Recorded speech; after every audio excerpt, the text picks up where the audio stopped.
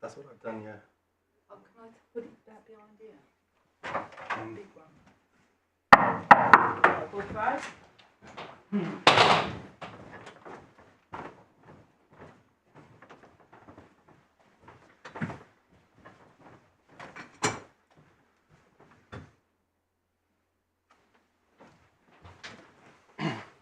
Appeared in the matter of Armstead and Royal and Son Alliance Insurance Limited.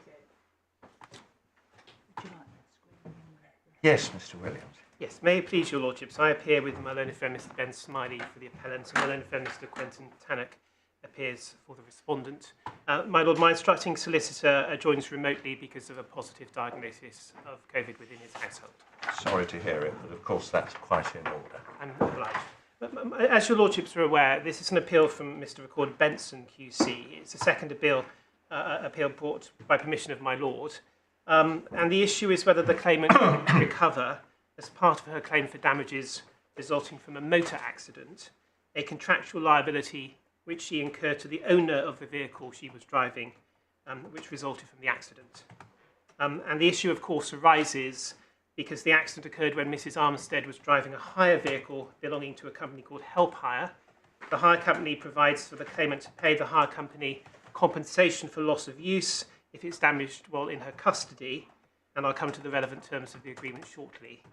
Although the car in the present case was provided by one of the specialist post-accident hire providers, this case is not, with respect contrary to my learned friend Skeleton, really part of the institutionalised litigation about credit hire charges which have vexed the court, I think, for about 3 decades now. Because as the recorder recognised and the respondent accepts, equivalent terms are used by well-known conventional hire companies such as Avis and Thrifty, and the question of whether liabilities resulting from such terms leads to recoverable losses between the parties arises irrespective of the identity or the nature of the hire supplier.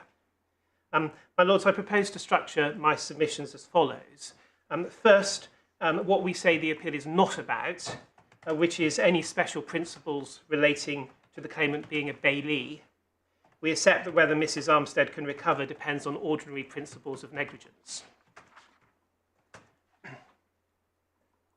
We address second, what we respectfully say is a fallacy underpinning many of the arguments both in the judgment and in my learned friend Skeleton, which is that clause 16 of the Helphire agreement constitutes an attempt artificially to recover a radically different compensation than would have been recovered if the claim had been brought by Helphire. We will submit that it does not. And once that fallacy is eliminated from the case, many of the issues raised by the respondent and with respect the findings of the recorder will fall away. My lords, third, we will address where we say this claim falls within the ordinary law of negligence, which I shall address through the 6 questions recently identified by the Supreme Court in hearings subsequent to the hearings below in the cases of Manchester Building Society and Meadows and Khan. And addressed in that way, we will say there is no difficulty in damages being recovered in this case because it's a claim for financial loss, foreseeably consequential, on damage to a vehicle in a motor accident, all of which was clearly compassed by the respondent's duty of care. My lord, fourth, I'll address the passages in Palmer on Bailment relied on by Mr Tannock, which we respectfully say are mostly directed to different questions and therefore constitute no impediment to the claimant's case. And then fifthly and lastly, in light of all of that, I shall briefly address each of the grounds given by the recorder for dismissing the first appeal, none of which we respectfully submit stands to scrutiny. So, my lord, my first point, what is the appeal not about? Well, before we get on to your first point, can we just pin down the facts? Yes. I find baffling. What actually happened during the 12 days? The car was off the road. Yes. Was Mrs Armstead supplied with another car? I don't think that is in evidence, but my assumption would be that she is that the answer is likely to be yes. Well, can we assume it? I don't know that you can. If we can't assume it, then why are we here? What's the case about? What loss has been suffered? Well, the loss that she has suffered is, oh, I think I see what your lordship means. But for the accident, she'd have been incurring higher charges anyway that are attributable to the original tortfeasor. Is that your lordship's point? Well, forgive me for interrogating your lordship. She has, as it happens, a second. She was hiring a car that was damaged, so she was given a replacement. That's all in the past. Yes. But we don't know on what terms she was hiring the car. Was it long-term payment? So much a year, so much a month? The car, so she has a car, she has an accident where she's driving her own car. That's the what I'll call the underlying accident. Right.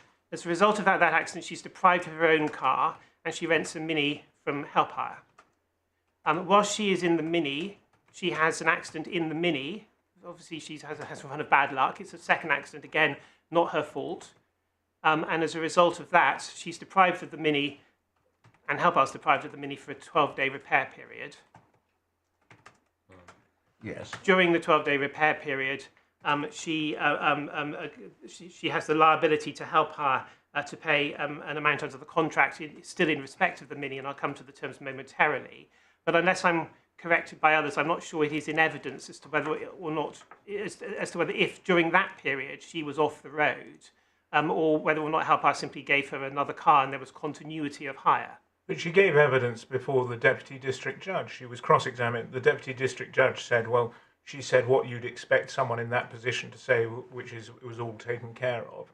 But did anyone ask what had happened in those 12 days? I have never seen a transcript of the proceedings before the Deputy District Judge, and I don't think even Mr Tannock appeared on first appeal, but not at the trial, I think.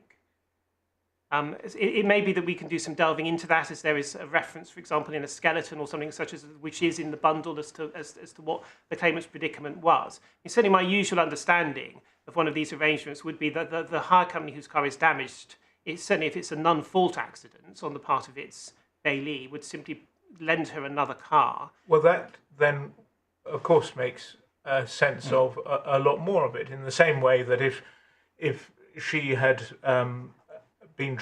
had a year's rental, it's damaged, she then says, well, I've got to go and get another rental car for 12 days. She's got a double liability. Yes, but on the face of the facts at the moment, you might, although it's not been brought as a claim, end up with liability to you because I'm contractually bound to pay you these 12 days of rent, and also say, well, I've now got no car, I've got to go out and get one, and then try and charge them twice. Yes, but what I was going to come on to say is I could see that would be a concerning lacuna if there was any suggestion that she's trying to procure a double recovery, because there is also some evidence that she's continued to claim against the underlying wrongdoer, if I can call it that, the higher charges for the 12-day period.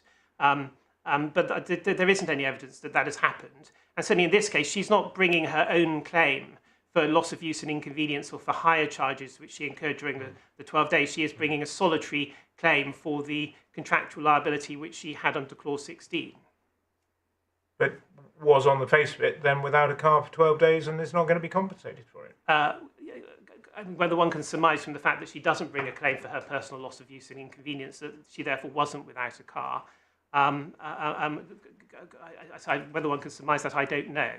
But if this case is brought, as it plainly is, given the level of fees incurred on both sides, for test purposes, it's rather disappointing not to have the proper factual matrix. Well, obviously, my lord, I'm not going to try to change your mind on that. Of course it is. It's simply, it's not a point. I mean, in an adversarial system, it is not a point that either side previously suggested was relevant, and so I suspect neither side has explored it. But now, but it seems. I'm sorry, but it seems to me fundamental. You say we assume she was lent another car. Suppose the assumption's wrong. Then on what basis are Helpline claiming anything?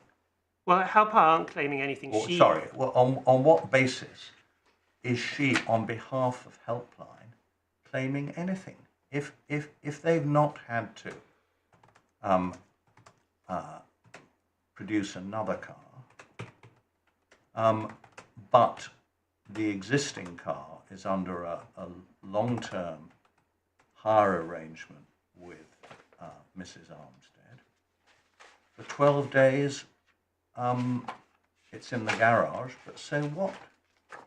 Well, when you say a long-term arrangement, it's not under a long-term arrangement. It's under a hire agreement, which is, I think, a short-term hire agreement which is terminable at 24 hours' notice. Yes. So if as a result of this accident, she loses the car, she continues having to pay an amount equal to the daily price of the car under the Helphire contract's liquidated damages clause, whilst not having the benefit of it. So that is the loss which we say this tortfeasor, the second tortfeasor, has created.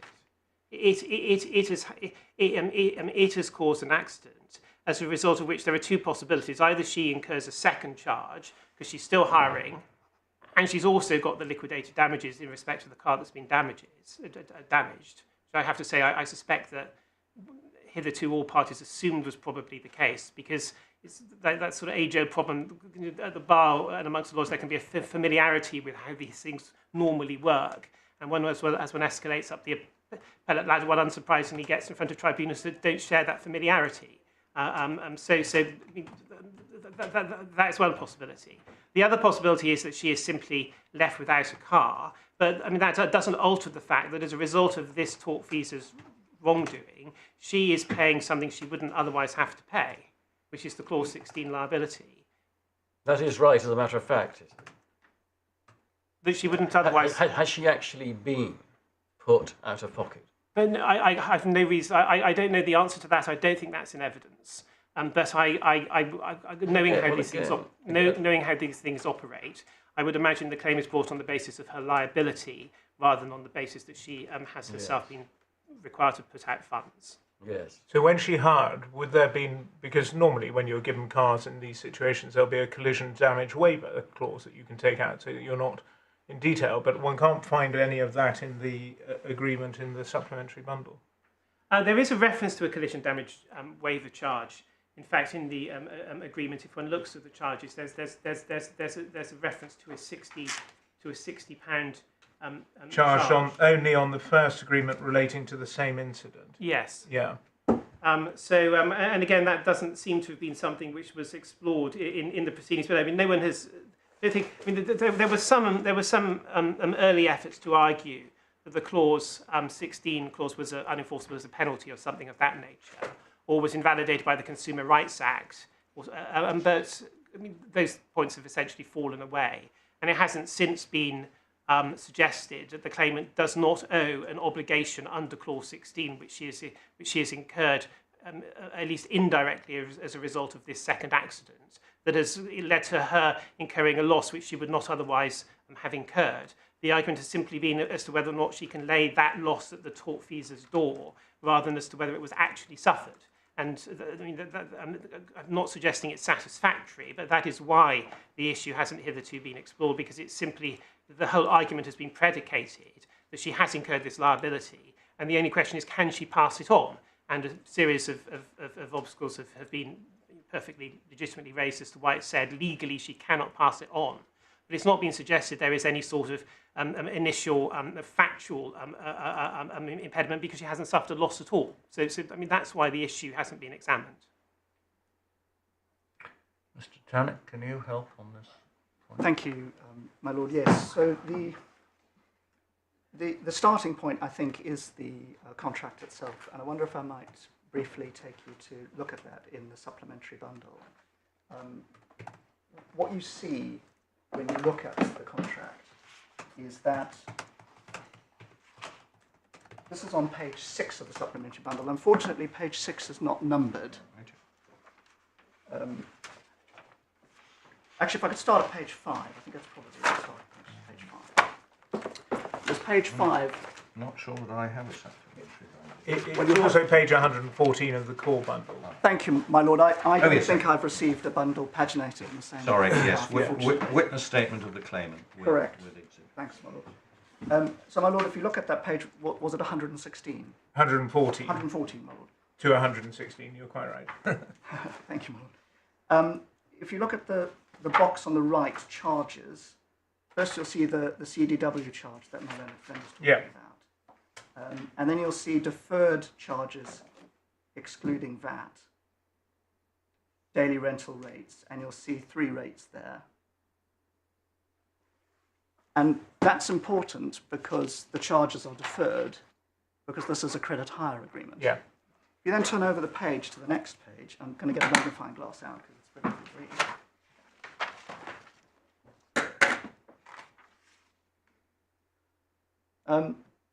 What you see there is at clause 6, as on the basis of what you've said, the lessor reasonably believes you had a motor accident for which someone else, brackets third party, was to blame, you are required to pay the deferred charges to the lessor in a single payment on the sooner of. And it carries on with some. Sorry, clause 6. It was clause, I think it's clause 6. 4, 5. Sorry, no, it's clause 5. Ah, right, yeah. So, my lord, I'm sorry, I can't read. No, they I are can't read difficult it. to read. I can't read Because it. clause 6 is payment under clause 5. Of course, I'm sorry, my lord, it's clause 5. Yeah. So, because the Miss Armstead believed that someone else was responsible for her initial accident, she's taken out this credit hire agreement with deferred charges. Yeah.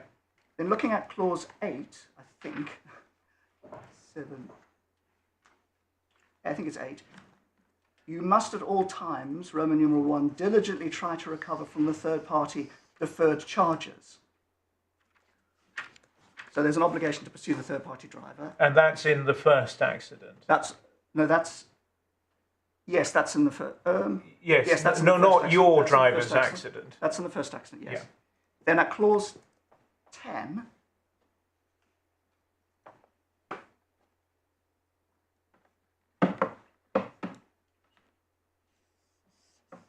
there's, Sorry to interrupt. yes, Supposing there had been no accident, what would she have been paying under this agreement? well, in the event that there'd been no accident, what would have happened would have been she would have pursued the driver in the first accident, alleging that he was negligent, and assuming that that was successful, then she would have she'd been liable to pay the deferred hire charges.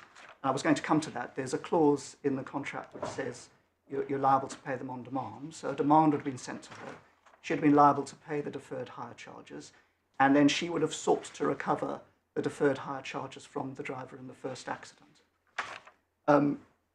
What you see in this contract is both the demand clause, which I think is clause 6, it's actually clause 16 itself. You will on demand pay the lessor. There's a demand there. And then clause 24,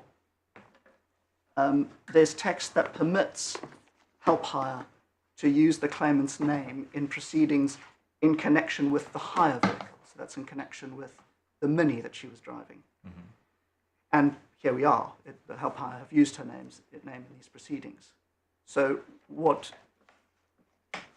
the unfortunate, if Miss Armstead hadn't been so unfortunate as to be involved in 2 accidents, this would be a standard credit hire arrangement where she's taken a car on credit on the basis that a third party is liable for the accident. She's going to cooperate with Helphire in pursuing that driver, and she's going to seek recovery of those costs.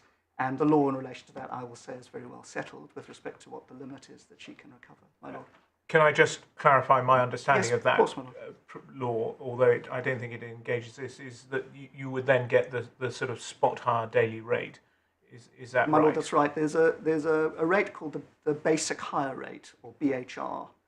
And the basic hire rate, or BHR, is what a claimant who is not impecunious can recover when claiming his or her credit hire charges. And what is that rate at the moment? You must know. The rate is assessed by district judges by looking at the lowest rate available from a high street car hire company. So typically what happens is claimants will claim a rate of X. Defendants will either agree the rate or they'll put in evidence saying, no, we've looked in Birmingham and we found Thrifty Avis and Rent-A-Car and they've got lower rates than the rate that you've claimed. and the judge will then decide which rate is the lowest rate, which is the appropriate rate. And that's the basic hire rate. And the rationale for the basic hire rate, you'll find in the judgments in the bundle, but it essentially is that the credit hire agreements, credit hire arrangements, have irrecoverable benefits and charges wrapped up in them, including the credit that the person receives for the hire of the car, and also the benefit of not having to worry about legally pursuing the other driver, because that's taken on their behalf by the credit hire company typically, and so on. And all of those additional benefits aren't something that's occasioned by the accident or the physical damage, and so they aren't recoverable. So what the judges do is they say, this is the credit hire rate, this is the basic hire rate, I'm going to grant the basic hire rate. Unless the claimant's impecunious, because if the claimant's impecunious and can't afford to pay, then the claimant had to take out credit in order to hire the vehicle. So that's the rationale for it. And a quick aside with respect to loss of use. So the claimant's loss of use is constrained in the event she isn't impecunious and there's no evidence that she is, to the basic hire rate. The Helphire, the hire company's loss of use, were it to bring a claim against Miss Armstead or against my client, is constrained to interest and depreciation. Well, I know you submit that, and I mean, at the moment we're just dealing with the facts because it's an interruption to Mr. Of course, I'm sorry, but my thank Were you. there any more questions on the facts? That hire agreement does explain it. Does either of my colleagues want to ask you more about the facts? Sorry. If not, we'll go back to Mr. Williams. Thank you very much. I've sort of been looking into this with my learned friend, Mr. Smiley, whilst my learned friend was their helpful exegesis of the law, which, incidentally, I agree with respect. Good. I have to be a little bit cautious as to what can and cannot be seen to be formally in evidence. But what actually seems to happen in this case is the accident that's with my learned friends insured took place on the 23rd of November of 2015, believe it or not. The Helphire car doesn't in fact go in for repair until the following January. So what actually happens is she drives it in its damaged state, because the damage isn't very considerable. So she goes on driving it. Now I don't think this is in evidence, but some instructions have arrived by email, and what's said is, in fact, Helphire fixed the car after she returned it to them because her own car had been repaired, and the 12 days that they are attempting to recover under the liquidated damages clause is the 12-day hiatus between the claimant returning the car and then Helphire being able to rent it out again, because during those 12 days it was repaired. But I readily acknowledge that doesn't appear clearly. You can infer it from the chronology, from the fact it's common ground. The accident with my learned friends insured was over 2 months before the repair started. But I quite accept it's not as clear as it could be. I think my learned friend wanted to say something. My lord, simply to say that I've also had instructions to the effect that the claimant's own vehicle was repaired, and so she had no loss of use because she was using her own vehicle. And paragraph 10 of the witness statement has the dates of the repair, that the vehicle was actually under repair, and the dates of the accident. Yes, and the witness statement, I'm afraid, is in the supplementary bundle that at least some of your lordships appear not to have, but we can clearly rectify that. There is just a short witness statement from the claimant. The other advantage of it, as I think my learned friend agrees, is that the quality of the hire agreement exhibited to her witness statement is in fact rather easier to read. So again, I will try to facilitate a filing of that. Can I just check that none of your lordships have that? No, I have it. Your lordship has it. I've got the supplementary. Right. I do. Your lordship does. Well, I'm glad. But on true analysis, is this really a claim by the notional claimant at all? Or is this really a claim by the hire company for the loss that it has suffered? Well, it is. I mean, it is. The answer is that it is a claim by the claimant for the liability which she has incurred to the hire company under the contract. I know that. Yes. But it might be said, and I don't want to anticipate your legal arguments at all, but I think it's only right that you should be aware of what is, at least in my mind at the moment, it might be said this is all a contrivance. This is really nothing to do. Well, I think it is said. I think that it is said. Well, let me put it to you then, Yes. and deal with it in due course. Yes. On the legal merits. Yes. Speaking for myself, I'm still baffled about whether this claimant has actually truly suffered any loss, as a matter of fact, at all.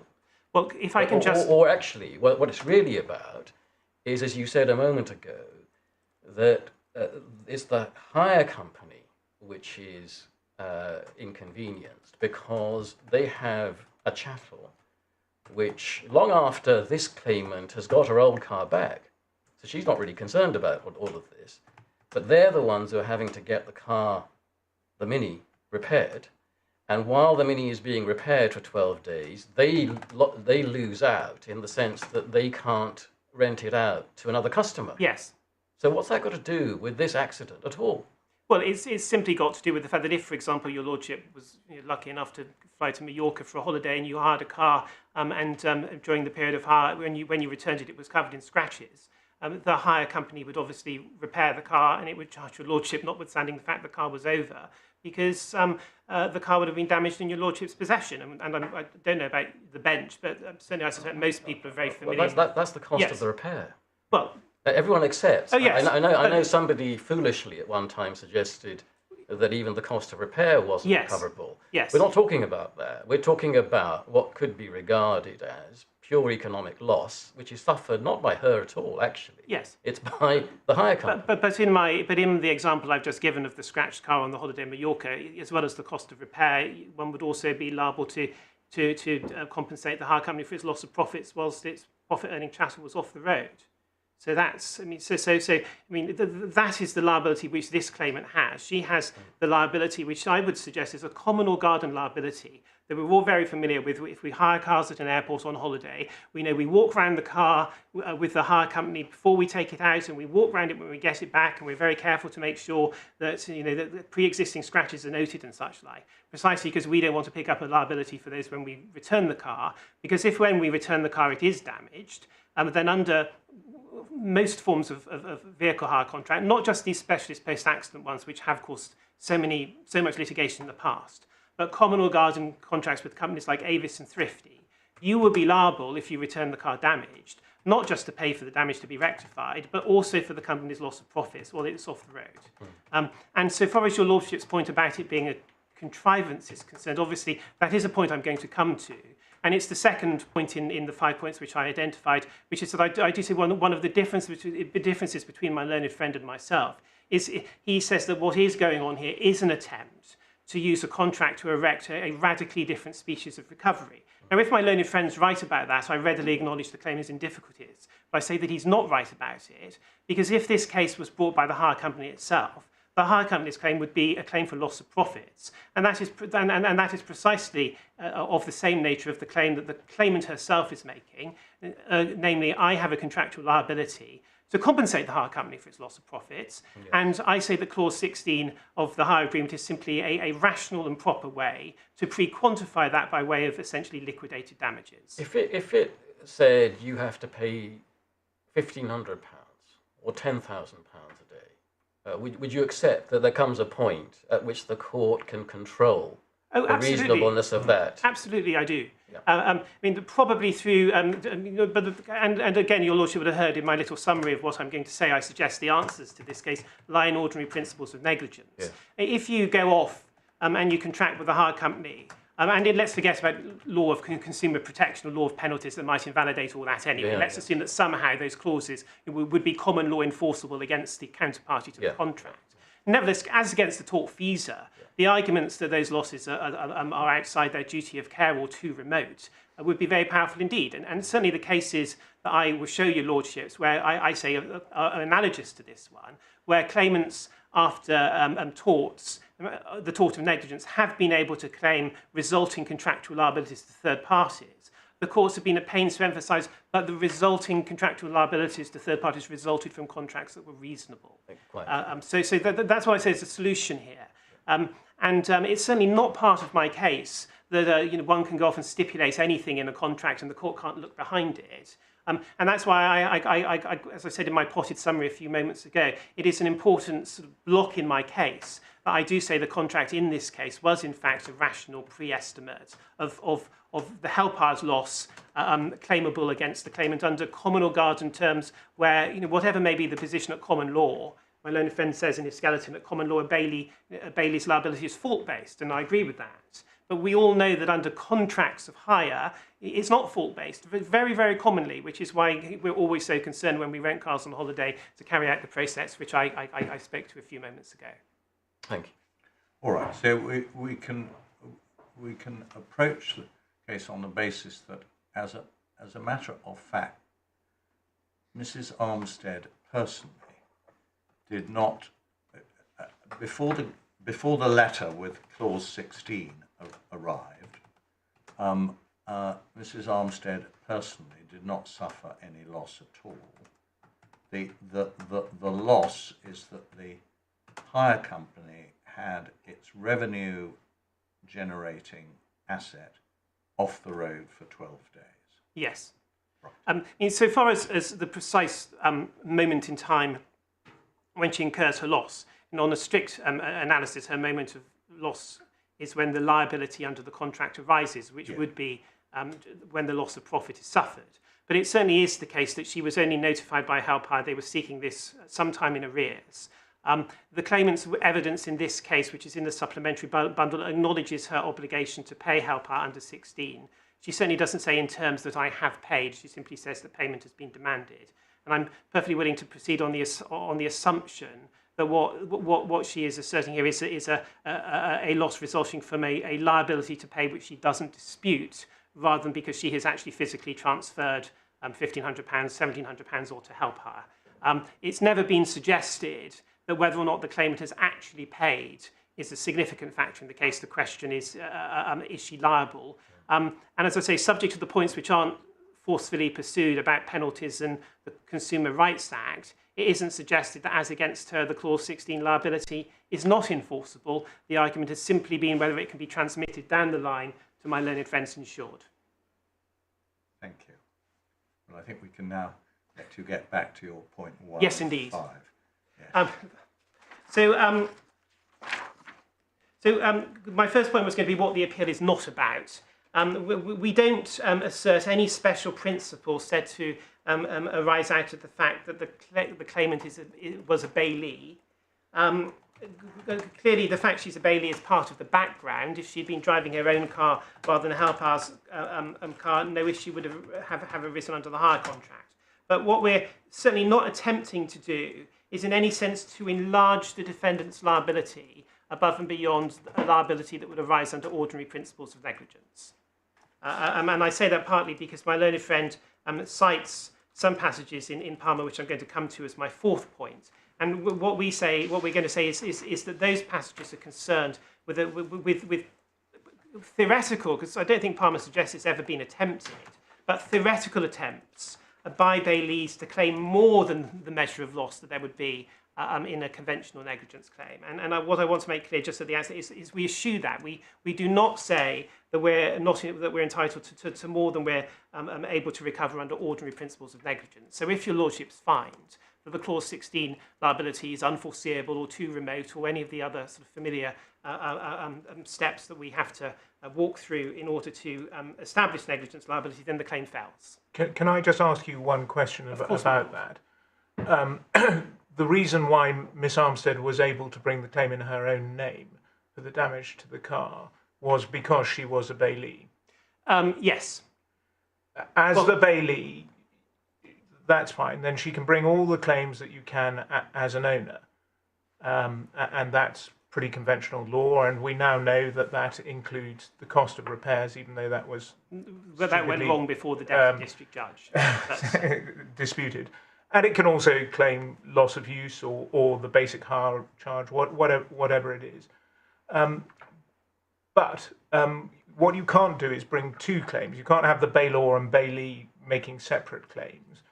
And one question I wanted to ask you about was a passage in the Winkfield where the Master of the Rolls, Collins, said that effectively whatever arrangements are made between the bailor and bailee doesn't matter because you treat the bailee as if they're the owner, subject to issues of jus tertii, which is now Yes. Section 8 of TIGA.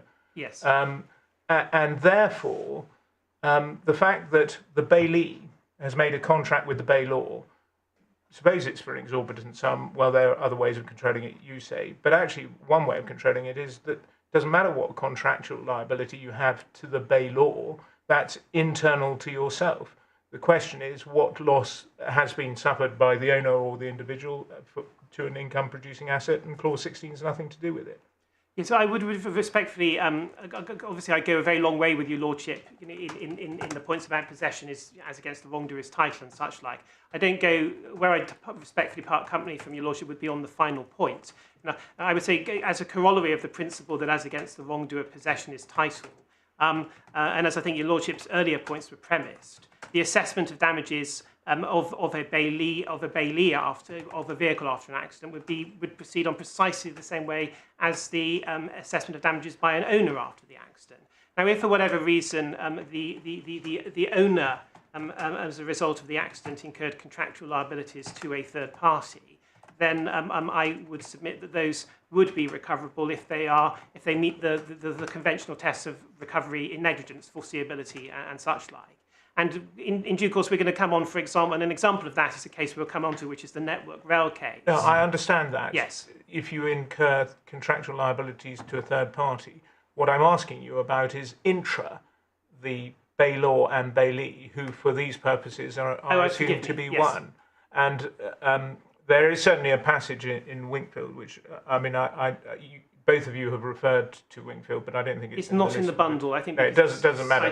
But there is certainly a passage where Collins effectively says that you are not looking at the arrangements that the bailors and bailees make between themselves. And my understanding of that passage, because I'm familiar with the passage Lordship cites, is the point there being made by the Master of the Rolls, is that the ability of a bailee to recover is not founded on the bailee simply passing on a liability which she owes to the bailor. It's the fact that in our law, the bailee has her own freestanding right to recover on the basis that possession is title. So she is simply treated as an owner, and the law takes no interest in the fact that she's not.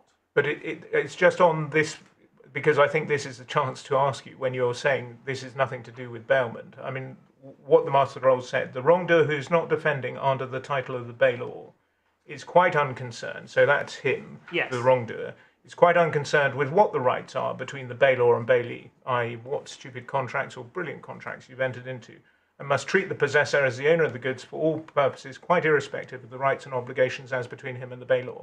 Now, the Network Rail case, different, because that was third parties. Indeed. But bailor and bailees, if you magic up between yourselves some clever contract, fine, but it's nothing to do with him. All he's concerned with is that you are to be treated as the owner. Well, as I say, my proposition is that the nature of that principle is that is a recognition that the bailee's ability to sue does not depend on her being able to show, for example, that she has some sort of corresponding obligation to the bailor, which she simply passes down the line. It is simply enough for her to say, I was in possession of the car and the law treats me as an owner. And that's where the principle comes in. But being treated as an owner, she is then able to recover losses which arise out of contractual liabilities to third parties. And for that purpose, the bailor is just another third party. So in just the same way as under the Network Rail contracts, the Network Rail incurred liabilities to train operating companies when they were deprived of the usage of the railway lines. If the claimant, because of a contract she's rationally entered into, as a result of an accident, incurs a liability to Helphire because it cannot use not its railway line but its hire car, then she can recover that if the ordinary principles of the law of negligence are satisfied. So I say that the only part the law of Bailment plays in this case is the part that's actually common ground, namely it's legally irrelevant that she wasn't in fact the owner of the vehicle. Thank you. Sorry to interrupt. No, my lord, not at all.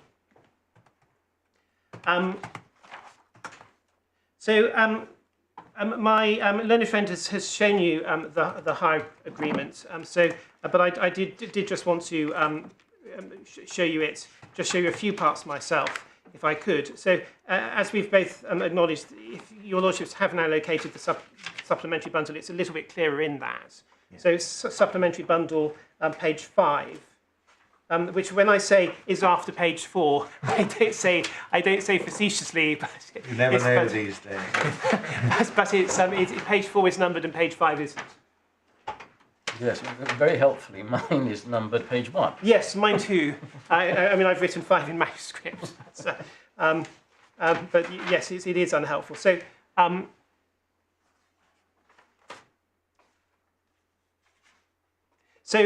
the facing page of the hire agreement, there's a declaration section on the right-hand side. And I simply invite your lordships to note the second declaration. The hire acknowledges its obligation to return the hire vehicle in the pre-hire condition and its obligations to pay in default. And then it cross-references to various clauses, which include clause 14 and clause 16. Clause 14 over the page is the clause which I've suggested, although it alters the default position at law, is ubiquitous in hire agreements, namely that you must return the hire vehicle in the same condition as it was, etc., etc., as it was at the start of the hire. So that's clause 14. And then clause 16 stipulates for the consequences of the claimant not being able to satisfy that obligation. And I've already suggested it's a liquidated damages clause.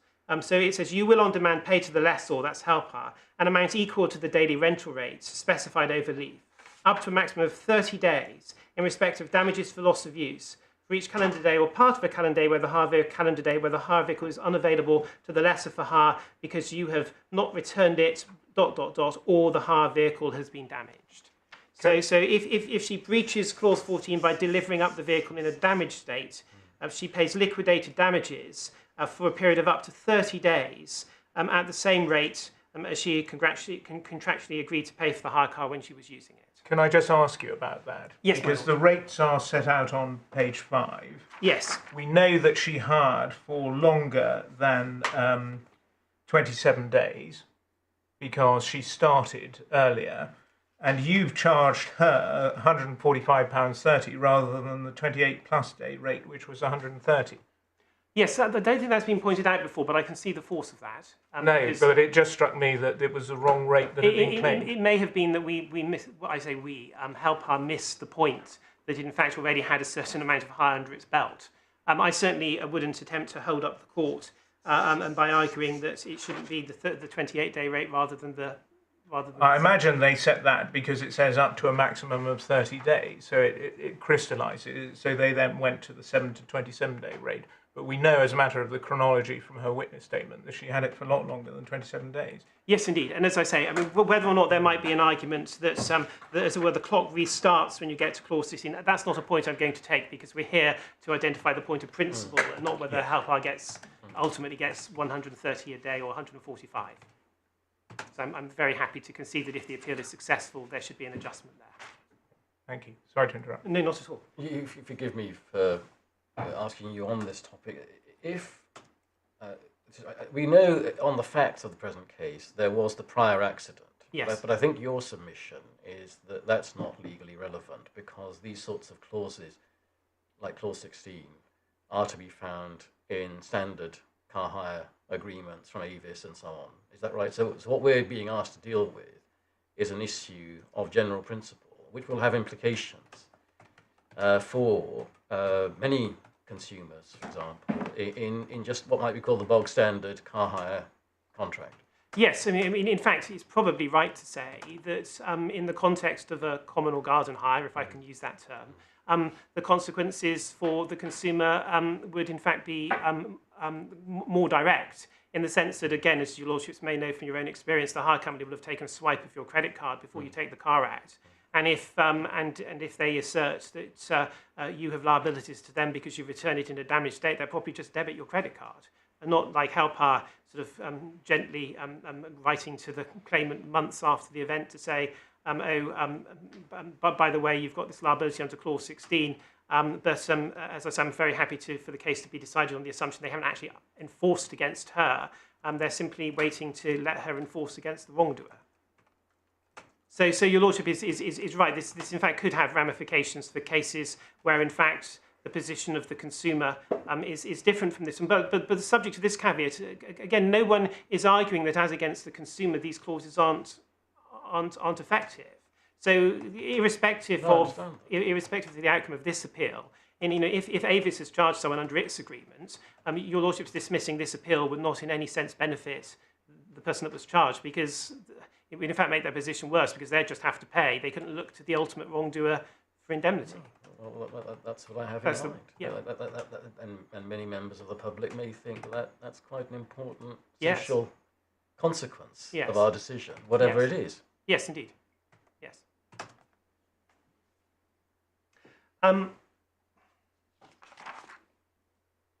So I've shown you what we say is a liquidated damages clause, and we say that what this is the claimant is pre-contracting to compensate the hire company for the loss of use which it suffers if the vehicle is unavailable for profit.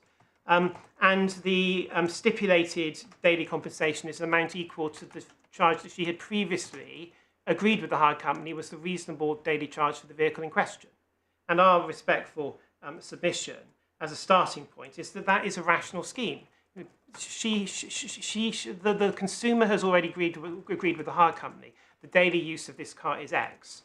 The consumer also agrees that if in breach of contract I deprive you of the use of the hire car, I will continue to pay you X for a limited period of 30 days. So it's not a sort of open-ended liability under which the consumer, if, for example, there are problems with parts, foreign car, there's a problem because of COVID or something, the parts get held up at Dover or something like that. The claimant isn't on the hook indefinitely, but she is on the hook for a relatively short period for the charge which she has already agreed is the value of the daily usage of the car. And that's my starting point in suggesting that is a rational liquidated damages scheme. And it is actually in the interest of both contracting parties, because it just provides with a clear and certain daily figure if the fortuity which is contemplated by clause 16 happens. Can I just ask another question after you've made that submission? You say that no one's arguing on behalf of the consumer because, of course, you had no interest in arguing it. They took a point, but they've got other issues that they were arguing about in that time, including repairs. But is it really on behalf of the consumer, under the law of bailment, if you have an accident and it's not your fault, and you prove it's not your fault, you're not liable to the person to whom you return the chattel? This contract, and you say standard terms in all the other consumer contracts, radically alters that and makes you liable. I mean, I can understand why the hire companies put it in, but that's a tremendous alteration of the common law. Of course, it doesn't bother most people because they think, what a nightmare, I'm going to take out collision damage waiver, and no one bothers it.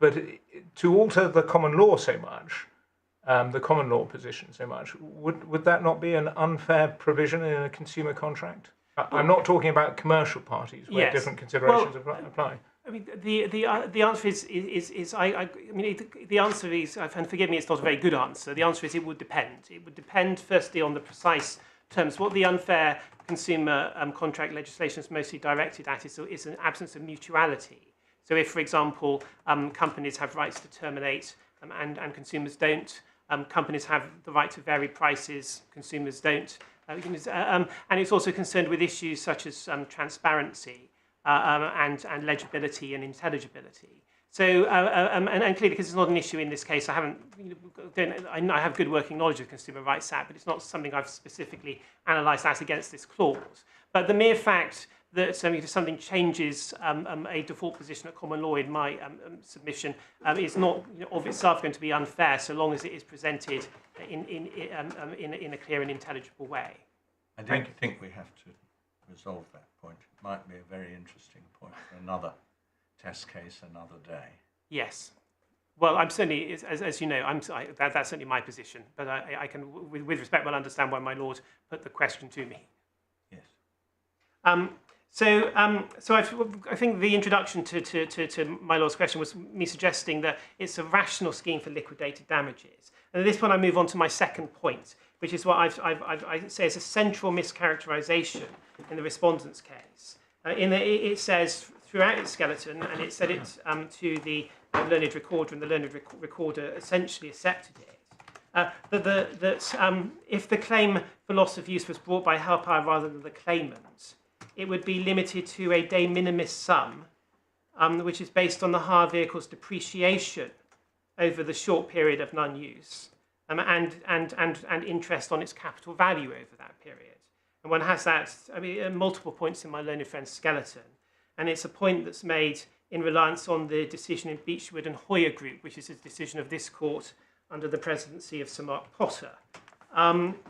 But clearly the recorder, rather curiously, because the recorder at multiple instances does accept that if the claim was brought by Helphire, it would actually be a claim for loss of profit. But notwithstanding that, he also accepts the Beechwood argument. But the fundamental point about Beechwood is it's exclusively concerned with claims for compensation by litigants who were commercial entities who owned vehicles which were not in profit-generating use. They were not revenue-generating.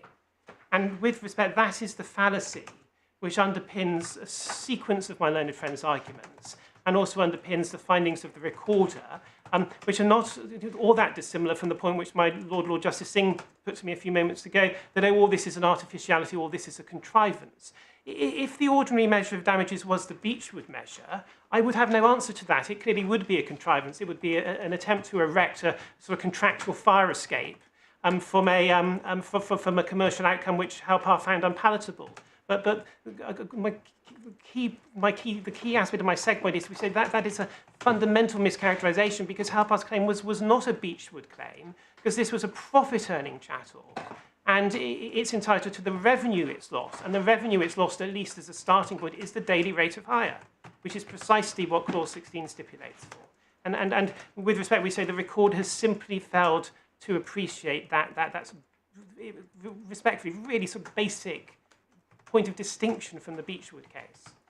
And if I can try to make that good with reference to Beechwood, which is in... sorry, I've lost my reference. It's volume 2 of the authorities at tab 18.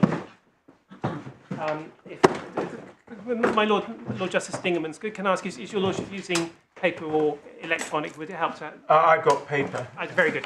In that case, I will give tab numbers rather than just page numbers. Yes, please. So it's tab 18. I think really, if I can go straight to Sir Mark Potter's recitation of the facts, which your Lordships will have at paragraph 3. Can I just read the heading? Of course, my Lord.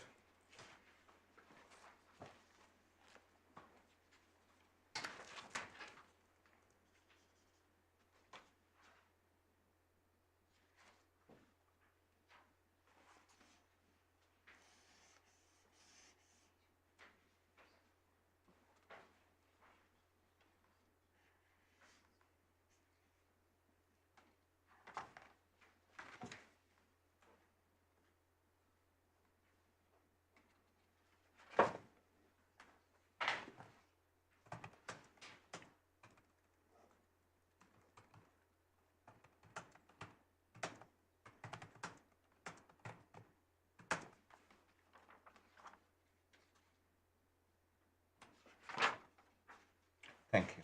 Thank you, my Lord. So, as I say, the key point I want to draw out of this is the principle that is there enunciated about a commercial entity's loss being confined to what everybody would agree, I'm sure, will usually be, unless it's a very exotic asset, de minimis depreciation and interest charges. The premise for all of that is that this was not a revenue-generating asset. And the facts are that this is a claim by a big car dealership, which has a pool of cars, and the relevant facts described at paragraph 3, which is at page 378 of the bundle. That's the bottom page numbering.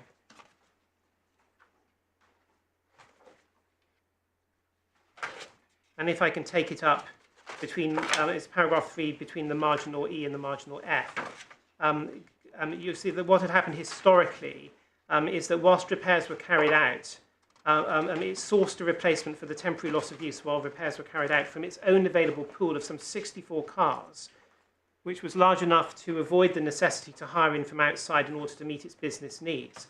The pool included a number of courtesy cars available without charge to customers, obviously I emphasise without charge, whose vehicles were under repair, as well as cars passing through the dealership and available for sale or use by the claimant. That's the dealership. There were other similar models able to be made available to the relevant employee for his use out of office hours without any loss of profit or additional expenditure on the part of the claimant. And again, your lordships would appreciate, I underline, without any loss of profit. And when the court gets into its analysis of the relevant law, which really begins at page 386 of the bundle, paragraph 33, the law in question which is analysed is explicitly the law which relates to the measure of damages, which was extremely well rehearsed in shipping cases in the early part of the 20th century, many of them going up to the House of Lords, in cases, again, about non-profit earning chattels. I mean, quite a number of the cases, for example, were about light ships. And one sees that very explicitly from the start of the exegesis by Sir Mark Potter. Since the decision of the House of Lords in the Greta Home, it has been clear that damages may be recovered for loss of use of a non-profit earning chattel, whether or not a replacement is provided for the damaged chattel. And then at 34, they note a critique of this principle by Professor Burrows, as he then was, which again, your lordship will see is especially premised on the concept, the relevant concept being damages for the loss of use of non-profit earning chattels. And one gets it again at 35 over the page. Mr Turner, QC, as he then was, points out that the Greta Home and subsequent authorities do not support the observation that where one is concerned with the loss of use of a non-profit earning chattel, vessel or vehicle, and so on. And I could point to more examples, but it would just be repetitious. But so far as the claimant, and I know you may say it doesn't matter, but so far as the claimant in our case is concerned, to her it's a non-profit making chattel as well, isn't it? She's not in the car hire business.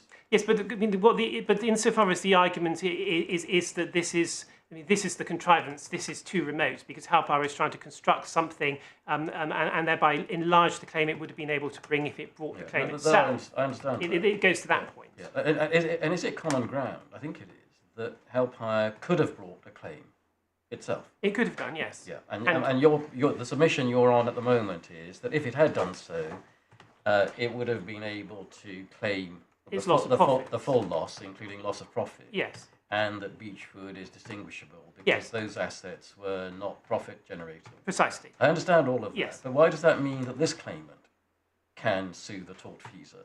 Well, because if Helphire hasn't brought the claim, then why should the tortfeasor have to pay this claimant? Well, because this claimant is entitled to sue because she has incurred the contractual liability, which results from the defendant's wrong.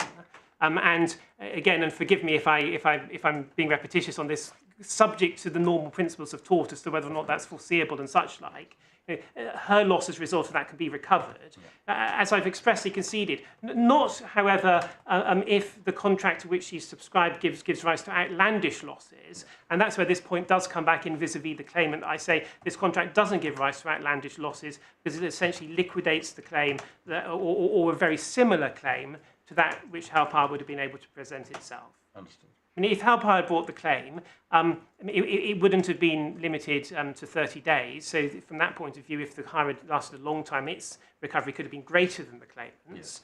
Yes. There might have been points as to whether or not Helphire needed to give credit for some sort of whatever overheads it has. Although, query what the overheads are when you're renting out a car on a daily rental charge. It doesn't seem that there's an obvious increase in business overheads day by day, but there might be arguments about that.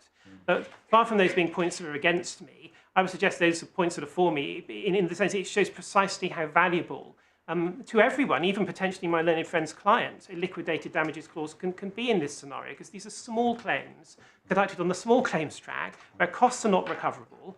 Insofar as sort of things went rather wrong in front of the deputy district judge because the repair charges got dismissed when they shouldn't. I'm afraid, that is a mark of and I don't mean it disrespectfully, the slightly chaotic way these cases are sometimes dealt with, not by the learned judges, but by the lawyers who are preparing them, because that's the point the defendant clearly should have conceded and didn't, and took to court and won it and then had to concede the appeal. It's precisely because these are not claims which realistically can be very well resourced, because they're for small sums of money, and if you do go to court and you win, you don't get your costs even as the winner because they're small claims. So just having a simple contractual stipulation that says if the worst happens, this is how we calculate what you're liable for. If that is not an unreasonable structure, in our respectful submission, it is. With the risk of sounding like 1066 and all that, it is a positively good thing in the sense that it does dispense with arguments and disclosure and sort of looking into overheads and counterfactuals, which would be hugely disproportionate to the cost of what should be very small running down claims. But what, Mr. Tannock helpfully gave evidence, which you don't dispute, that an acceptable daily rate evolves and it is allowed by district judges up and down the country, possibly with some local variations in areas where the costs are particularly high, and then from time to time it's changed, and you say that's in everyone's interest. Well, certainly, in these, the point that your lordship has just put to me and my learned friend made, and I agree with this, just to put it into its context, that clearly is a point which is particular to this sort of hire, the specialist post-accident hire. And it certainly is the case that in those hires, as between the claimants and the wrongdoers, the claimants are limited to the basic cost of hire, and if the credit hire rate exceeds that, then they don't get all of it unless they can show that they were forced to go to a credit hire company. My learned friend is quite right, essentially, to label that as an impecuniosity exception, because it's usually impecuniosity that forces people to go to credit hire companies, but not always. If you're 17 or 80, for example, you'll find it very hard to hire a car in the conventional market, and so those points can arise there as well. But in this case, clearly, if the defendant, again, as my learned friend, I think I quote him almost exactly, he said that the defendants get the rate, they can agree it or they can challenge it and they can put in evidence to say it's too high. This is not a case where the defendant put in any evidence to say that the rate that Helphire are claiming under Clause 16 is too high because it includes additional benefits which are irrecoverable in law. I accept that there might be a question as to whether the full rate could recover if such could be recovered if that sort of evidence had been put in, but it hasn't been put in. What would be the legal analysis on your analysis of the facts by which that could be challenged? Because you say it's contractual liability, and there we are. Well, if that was the case, then the legal analysis could only be that because in a certain proportion of cases, Helphire, if Helphire tried to charge this rate, they would actually have to write some of it off because a judge would find that it exceeded the basic rate. And on the assumption that when they write off the rate against the defendant, they also write it off against their own customer, which there's no evidence about that. But it might very well be that in the real world they do write it off against their own customer. Therefore, a rate which is more than the basic hire rate might represent more than their actual loss of profit because of their write-off. But as I say, that is not this case. It is not a point that has been argued. Still less evidenced. And it would also be wrong to assume that because we talk about the basic hire rate and then we talk about an impecuniosity exception, that the exception is a very small thing. And we all know that hiring cars can be expensive when we take holidays and such like. It's one thing to incur those costs when you've budgeted for a holiday and you know that the hire charge is going to be as much part of your holiday as your airfare or your hotel costs. It's another thing when you're a working member of the public and completely out of the blue someone smashes into your car and you suddenly have to find 50, 60, £100 a day out of your taxed income to pay AVIS. A huge proportion of claimants probably would fall within the impecuniosity exception. So I'm not quite sure. So my answer to this case is that if in a case where it was evidence that the liquidated damages that were being sought in fact, substantially exceeded a basic hire rate, then there might be arguments that the full extent of the claim was unreasonable, because it wouldn't reflect a true cost to a company like Helphire of its overheads, but I'm so sorry, of its profits, because of the possibility that it must in some cases be writing something off. But that isn't this case, because there's no evidence about that. And certainly, I mean, we don't put it. It's actually a case we took out of the bundle because it was agreed. The propositions in it were agreed. But just in case this point was put to me, in fact, I turned it up this morning. It's a case called McBride, which was the last decision of this court about these basic hire rate points. And what Lord Justice Flo, as he then was, says in that case, and we can put a copy back in, is in cases of pecunious claimants, the damage will be the sum attributable to the basic hire rate. The burden is on the defendant to demonstrate by evidence that the credit hire rate exceeds the basic hire rate.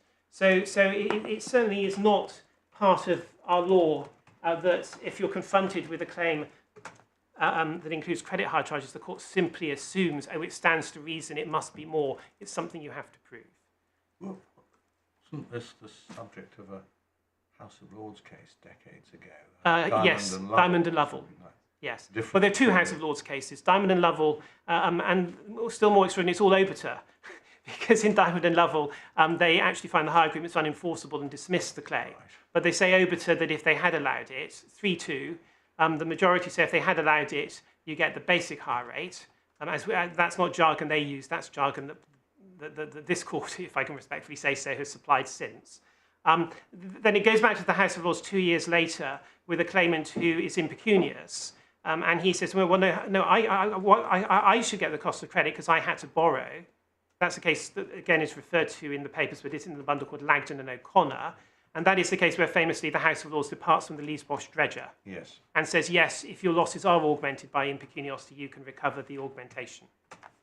And they picked up Lord Nichols' approach in Diamond and Lovell. Yes, and by an extraordinary coincidence, Lord Nichols, the minority in Diamond and Lovell, is the presiding judge in the subsequent case. But obviously, that's a level of internal politics that's well above mere mortals like myself. Right. Okay. I can see why my Lord Justice Bean wants to move me on from that. No. These things are very interesting, but perhaps we ought to get on. We ought to get case. on. No, your Lordship is absolutely right. May I just ask one timing question, if you'll forgive me? Your Lordship sat at 10. Are your Lordships proposing to rise correspondingly early, or do we have the usual 4:15 finish? Just so my learned friend and I think that we've got plenty of time, but just to allow ourselves. We've got plenty of. We were certainly not proposing to sit beyond 4:15. Oh no. We rather hoped it wouldn't get anywhere near that. Well, I think we're hoping. Let's see how we go. I think we're hoping that as well. But I just wanted to check. It wasn't because the 10 o'clock wasn't because your Lordships needed to rise at 3:45 or something of that nature. No, I'm obliged. What we really take from Beechwood is that this is where a large part of the argument and the decision below goes wrong. Because contrary to what is said, and with respect, contrary to what was posited to me by my Lord Justice Singh, this is not a contrivance to enable the claimant to recover Helphire, for the claimant to recover compensation on a radically different and augmented basis from the compensation that Helphire would have been able to recover. Rather, for the reasons I've offered already, we say it's a rational mechanism for estimating the value of that loss through the daily hire rate which the claimant herself had pre-agreed. So that's my second point. So far as just as one footnote to that, one of the other points that has been made against the claimant in this case is to say, it's her argument that leads to a radically different measure of recovery, depending on who the claimant is, whether it is the bailee or the bailor, because the bailee gets on the claimant's argument gets the daily rate of hire, and the bailor gets the de minimis Beechwood amount. But once you see that that's wrong, in fact, the person whose argument in this case leads to a radically different outcome in quantum terms, depending on the identity of the claimant, is in fact my learned friend's client. It's his argument says, well, if Helphire brought this claim, they would have got this de minimis amount based on Beechwood. Whereas if the claimant brought this claim, she would in fact, because she had, if one hypothesises that she had actually suffered a loss of use, which on the particular facts of this case she didn't, but if one hypothesised that she did suffer an actual loss of use, then it would be common ground that that actual loss of use would be compensated on a substantial basis. I mean, she would have an award of, either she would get higher charges if she hired in a replacement, or she would get general damages for the inconvenience which she suffered, which on the authorities will often be assessed with reference to what a hire charge would have cost, what a hire car would have cost, because the rationale being, well, if you're trying to put a figure on the value to a claimant of having a car at their disposal, then seeing what claimants will actually go out into the open market and pay for a car is quite a good way of crystallising what that value might be. But she wouldn't have been entitled to loss of profit. She wouldn't have been entitled to... Let's say that No. she only needs the hire car for 3 days. Yes. She wouldn't be claiming for 12 days. No, your lordship is certainly right, and obviously there may be there've been many cases where a bailee and a bailor, depending on who acts as the claimant, they might have different losses. All I was making was the high level point that when it's said against me, there's a sort of radical difference. In fact, the radical difference is on their side. It's on their side that if Helphire bring the claim, essentially they get nothing, whereas if the claimant brings the claim, there's something substantial. On my basis, whoever brings the claim, there's a substantial recovery, albeit it may not be precisely the same if there's the sort of factual quirk which your lordship just put to me, for example, where the claimant could have managed without a car for a few days because she was taking a long weekend in Paris, or those things that one aspires to do before the pandemic. That takes me to my third point about ordinary principles of negligence.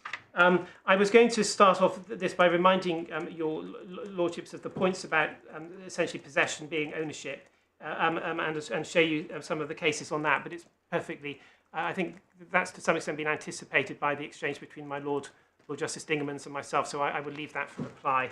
And what I propose to do, as I said, is simply address the negligence liability through the ex post facto guidance which we now have from the Supreme Court as to dealing with this matter in a methodical way in the diptych of cases Manchester Building Society and Meadows and Khan.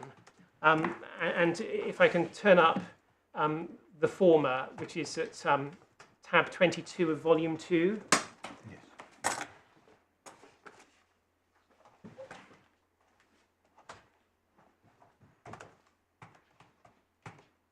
So the facts of this case are remote, and obviously we'll be very happy for your lordships to pause to look at the headnote if that would please you. But really, it's not so much the facts as the Supreme Court's guidance, because this was a professional liability claim arising out of alleged misadvice by an accountant, and really is quite a long way from road accident claims. The 6 questions which the majority, speaking through Lords Hodge and Lord Sells, sets out, really is found at paragraph 6, which begins at page 466 of the bundle. And you'll see there's a list of questions there, sub-numbered 1 through to 6 at the top of the next page. And I was just proposing briefly to address each in turn.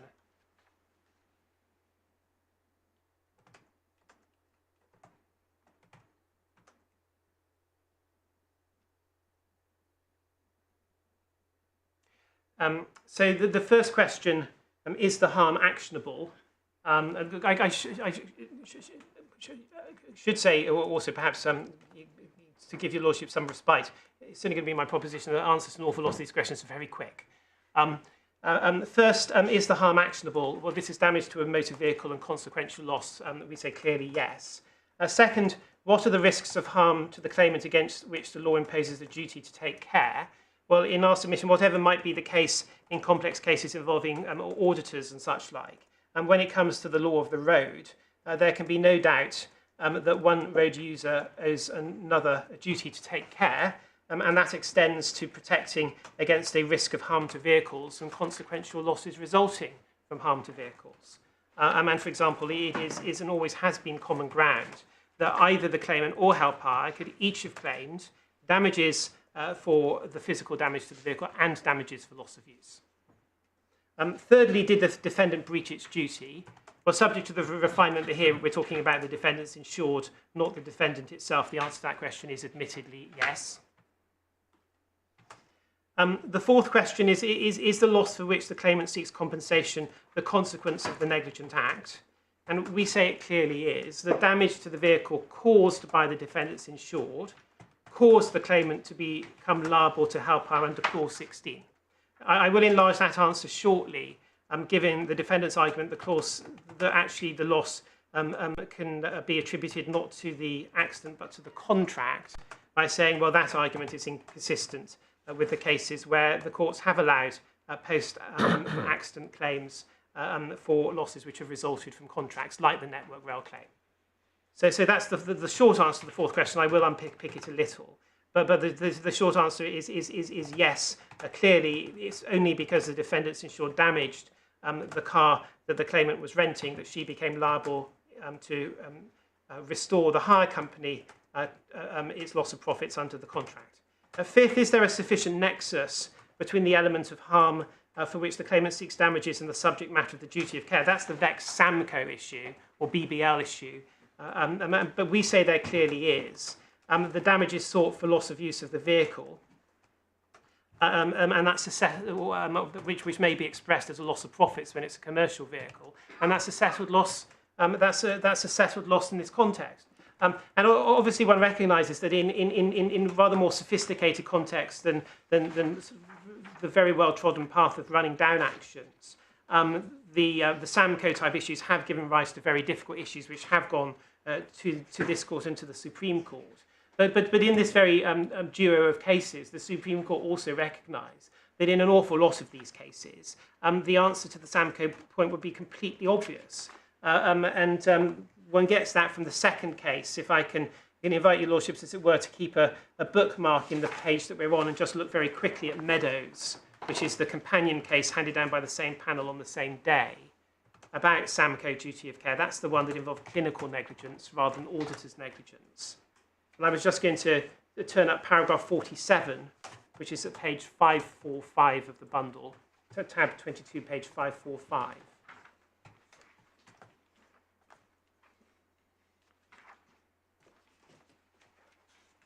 Where the same members of the same constitution say the nexus question may in many cases be answered straightforwardly because the defendant was unquestionably under a duty to prevent the claimant from the harm which he or she claims damages.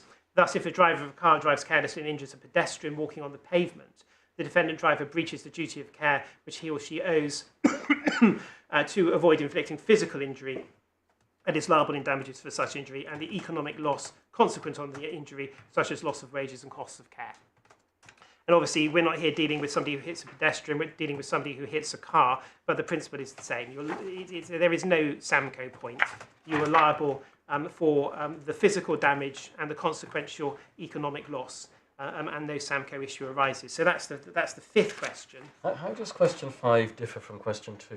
I don't think it does. I think in a sense it's wrong to say the question 2 is distinct. I think question 2 is an assessment which the court conducts, and in the light of that assessment you answer question 5. Nice. I think I'm right about that. I have to say I had exactly the same question to myself when I was working through Well, that forms the basis of Lord Borough's criticism of the 6 questions. It does indeed. You're absolutely right, my lord, yes. And then the last question, so back to Manchester Building Society, page 467, is the loss irrecoverable because it's too remote? And he also identifies issues about mitigation or novus actus. Well, there's no issue here about mitigation or novus actus. And as to remoteness, we say it's clearly foreseeable the claimant would suffer financial harm as a result of damage to her vehicle, and would certainly suffer loss of use. It's certainly reasonably foreseeable that someone could suffer a loss of profit as well.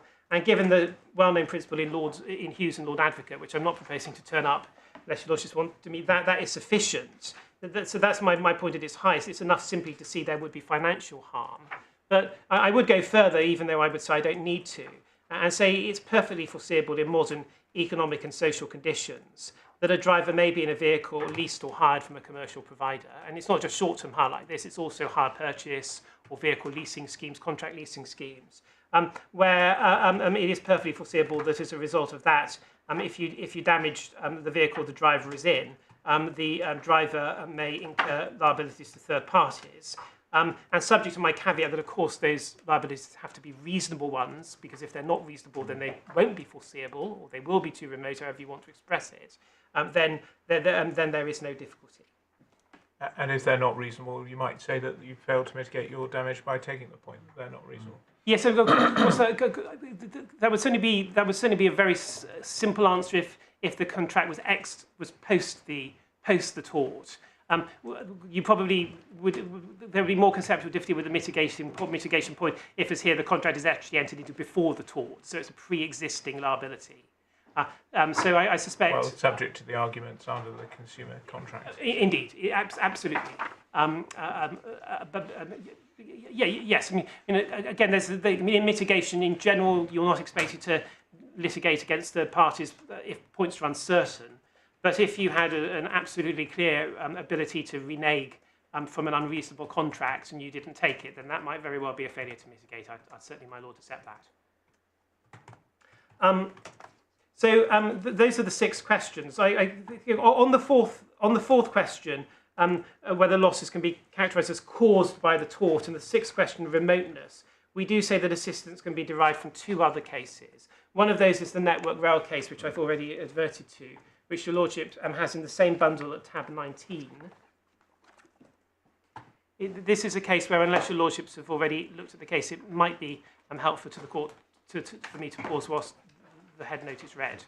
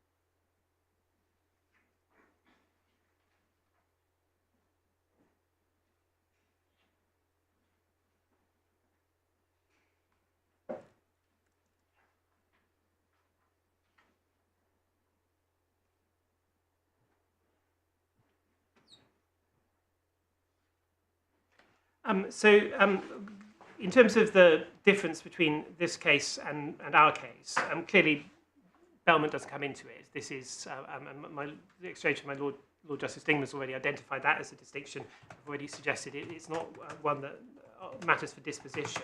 The second distinction is here, the defendant, notwithstanding it saying the rules of negligence preclude recovery, it accepts the contract itself is reasonable. And obviously that isn't accepted here, but you already have my argument as to why I say it should be accepted here, and I'm not going to repeat that argument. So I'm simply citing this to address really my learned friend's point, either that, well, none of this is foreseeable, it's not foreseeable that you will have commercial liabilities to third parties under contracts after a road accident, because this is a road accident case, of course, it's drivers hitting a bridge, negligently hitting a bridge. Also his point that on an analysis, the true cause of the accident is not of the liability is not the accident, it's the contract. And really, we say with respect that the approach in this case really falsifies those propositions. And I was justified. I could just show you briefly some short extracts from the judgment of Lord Justice Morbick and Lord Justice Jackson. Lord Justice Morbick. I was going to go to using the bundle page numbering again, page 419. And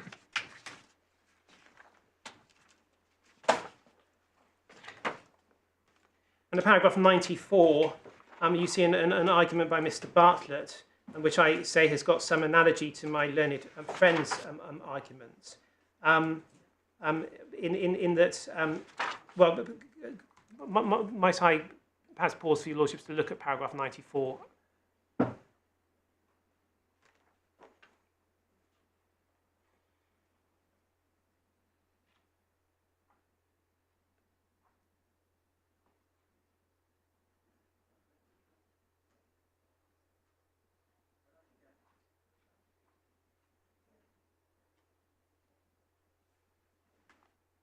So it's really the last section of it. The argument is the real cause of the liability is the contract. That's not reasonably foreseeable and falls outside the scope of the duty of care, always too remote, always not fair and reasonable. So it is the same sort of, and I don't use this term in any sense pejoratively, but it's the same sort of blunderbuss of familiar impediments in the terms in the law of negligence to cases getting home. And that is what's said. And as we'll see, the argument in this case is rejected. 95, his lordship cites the well-known principle relating to pure economic loss, and I won't read that. 96, however, this is not a case where the claimant is seeking to recover in respect of economic loss divorced from property damage, physical damage to property. The appellants accept they cause damage to Network Rail's property, and that its unavailability for use by train operating companies gave rise to a liability to make Schedule 8 payments. The only question is whether the loss represented by that liability is recoverable. Now, again, I say that this case essentially falls within that taxonomy. This is not a pure economic loss case. It's a case where damage has been caused to property. That has given rise to a liability. And the only question is whether the loss resulting from that liability is recoverable under principles of negligence.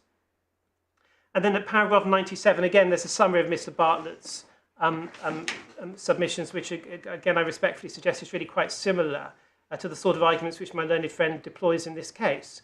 At the root of all of his arguments lay the submission: Network Rail is not entitled to recover in respect of the kind of losses that the Schedule 8 payments represent, namely a future loss of revenue resulting from a decline in passenger confidence and an obligation to make payments under franchise agreements.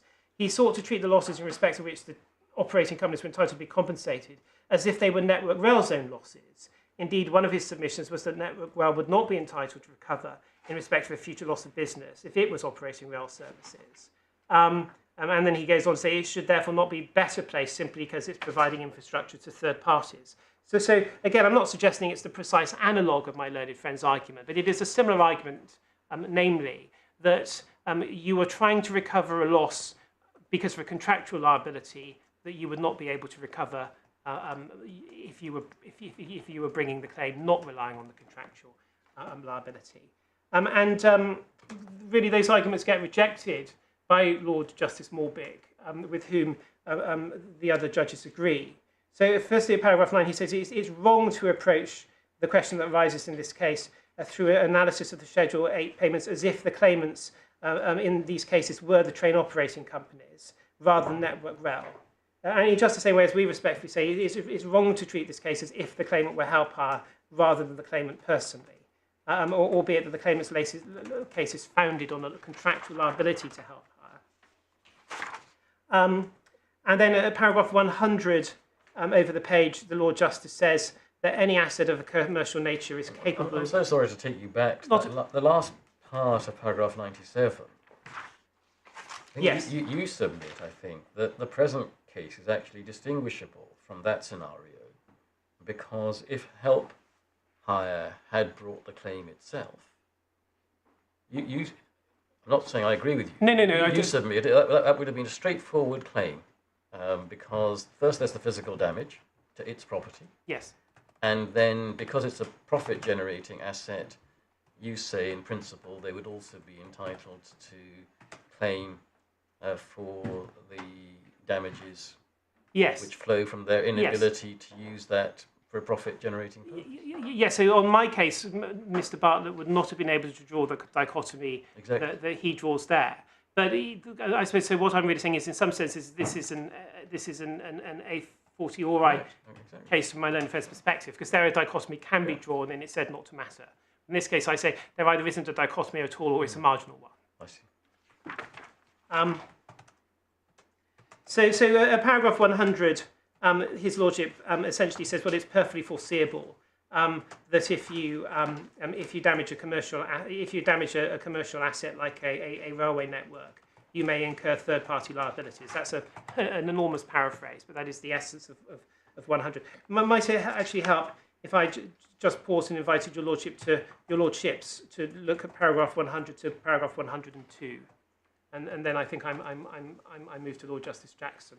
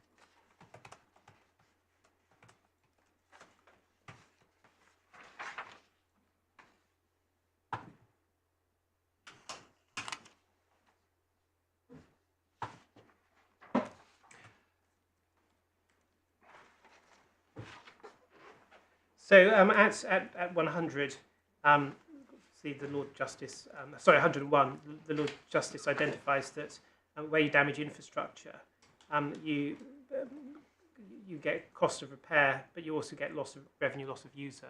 Obviously, I draw an analogy with the same if you damage a vehicle. And matters within the scope of a motorist's duty of care, specifically a motorist, obviously here, which is helpful.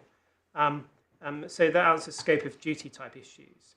And it really says it's ultimately reducible, therefore, to a question of remoteness. But remoteness obviously being judged against the principle in the Wagon Man #1, that it's just the type of damage which has to be foreseeable rather than the precise way in which it manifests itself. And then 102, he cites the second case I'm going to come to very briefly of Elmer and Hall, which is you'll have seen is another case where a claimant was able to claim as against the wrongdoer a loss which had been increased because of a contractual liability. In that case, it's contractual liability to waive rent during a period when a property was not available for use because of its damage by, again, I think in that case, a motor vehicle. Well, indeed, it was certainly a motor vehicle.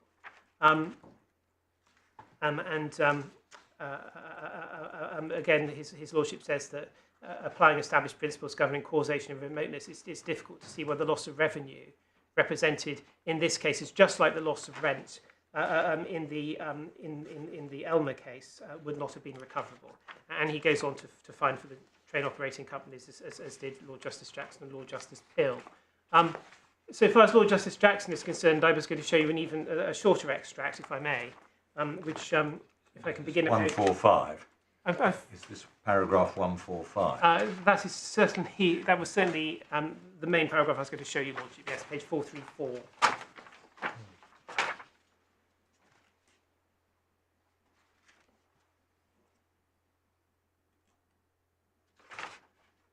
The first point the Lord Justice makes, economic loss flowing directly and foreseeably from physical damage to property may be recoverable.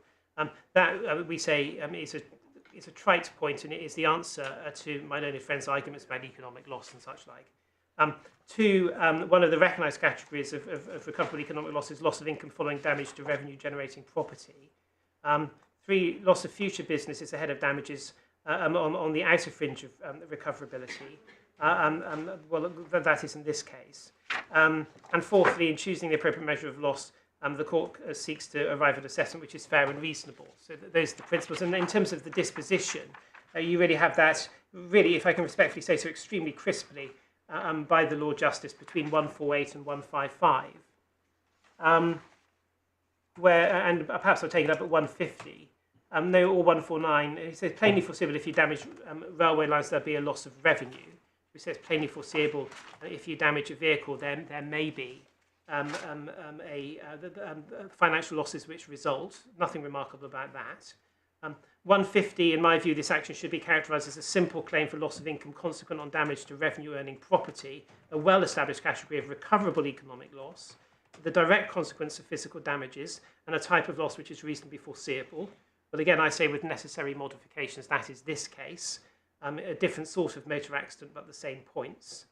At 151, he says it's obvious that a driver who hits a bridge will know nothing of the detailed arrangements between Network Rail and the train operating companies. But he doesn't need to possess such knowledge in order to be fixed with liability. And that doubtless is because the principle in Hughes and Lord Advocate. I don't think it matters to your submission, but analytically, why do they describe this as a loss of income? Isn't it a financial cost? I think that somewhere else they essentially suggest that those are two sides of the same coin. Well, that may be right. And I think they're using. So I could be wrong about this, but I think loss of income is being really used as a sort of familiar label. I see. But in this particular case, it actually manifests itself. Can I, just for the purpose of my question to you, can I formulate it slightly differently and ask you this? In the present case, the claimant, you say, under clause 16 of the contract, incurs a legal liability to pay a certain sum. Yes. And that could be described, in my words, as a financial cost. Yes. That she incurs. Yes. So if one turns to paragraph 150 of this judgment, is it your submission that, adapting those words to the present case, this action should be characterised as a simple claim for a financial cost consequent upon damage to revenue-earning property? This is a well-established category of recoverable economic loss. The loss is the direct consequence of physical damage, and it is a type of loss which is readily foreseeable. That is, with respect, my lord, that is That's your case. That encapsulates it. That's your case. Yes.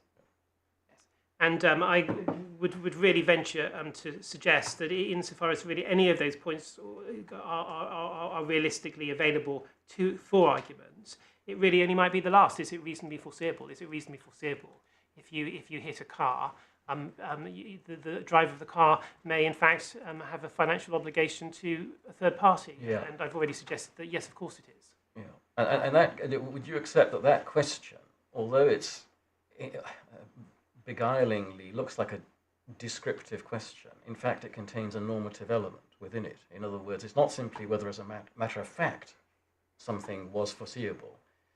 The work is done in that legal formula by the word reasonably, and therefore what should the law impose as a liability on the negligent driver? Yes, I don't disagree with that. And as I say, that I think because in this case it was accepted that as between the operating companies and Network Rail, the contractual terms were reasonable. The court, it's all over to the court, doesn't need to get into it, but it's accepted throughout. I think perhaps most prominently in the judgment of Lord Justice Pill, which I haven't taken you to, right. If your lordships end up reading more during any reservation of judgment. But it certainly is premised on these points being reasonable, these contractual terms being reasonable. Yes. And that, of course, is something that I've been at pains to concede. It is an important part of my case. And if I'm wrong and my learned friend is right in his Beechwood analysis, and this is, all Helphire would be entitled to absent this contractual superstructure, would be this de minimis claim for depreciation, then I can't pretend that the contrivance, as on those circumstances it would be, of the contract would rescue me. But obviously, your lordship knows I say emphatically it's not a contrivance. Can I just look at my highlighting to see if in the light of that discussion it's really worthwhile me showing you this case for any longer period? Well, I mean, perhaps from 153, because it does just feed into what I've in fact just said in my answer to his lordship. Absent some exceptional circumstances or obviously unreasonable feature in the claimant's business arrangements, in my view, it's not appropriate for the court to explore in detail the build-up of any loss of revenue following damage to revenue-generating property. It's sufficient for the claimant to prove that the loss of revenue has occurred. The law of tort should, so far as possible, be clean and simple. The courts do not superimpose a requirement for expensive legal inquiry upon categories of case where there is an established entitlement to recover economic loss. Now, his lordship is making those points in cases where one of the claims for disruption to the railway network was for over £1 million. What I do say is really that certainly it runs with the grain of the sorts of points I made earlier. That in asking oneself, is there anything offensive about what the hire companies, and not just Helphire but the other ones as well, are trying to do contractually? On the contrary, it's the opposite of offensive, because it does provide a clear and simple way of measuring loss, which does not require an expensive legal inquiry in cases which are worth about 1% of the value of the Network Rail case. Yes, although there is the feature that in Network Rail you had two separate commercial providers, all with their lawyers negotiating these terms, so it wasn't particularly surprising that my courts lord, found them reasonable. Yeah, Whereas if I'm coming to you as a hire company, you give me your terms and conditions, and even if I read them, I don't have any choice about them. Well, it's safe to go to not to contract, of course, but yes, I take Go that. to another hire company. Go to another hire company which you tell me has the same terms. Well, I thought that might be your lordship's cost. But I mean, but what my lord. No, I understand the point you're making. You understand that, and I know your lordship understands my answer as well. I mean, what that might mean is that it would be easier in a consumer case than it is in a case like Network Rail to argue that the underlying contract is unreasonable. Yes. But if you're with me on it not being unreasonable, then it's a point that doesn't arise whether my client is Bill Gates or an indigent person who was only just about managing to run a car in the first place. Given the citation of the Elmer case, there's probably no need to dwell on it. But if I might just briefly turn that up, that is tab 14 of the first volume. Again, a decision, that's the penultimate tab, it's a decision of this court.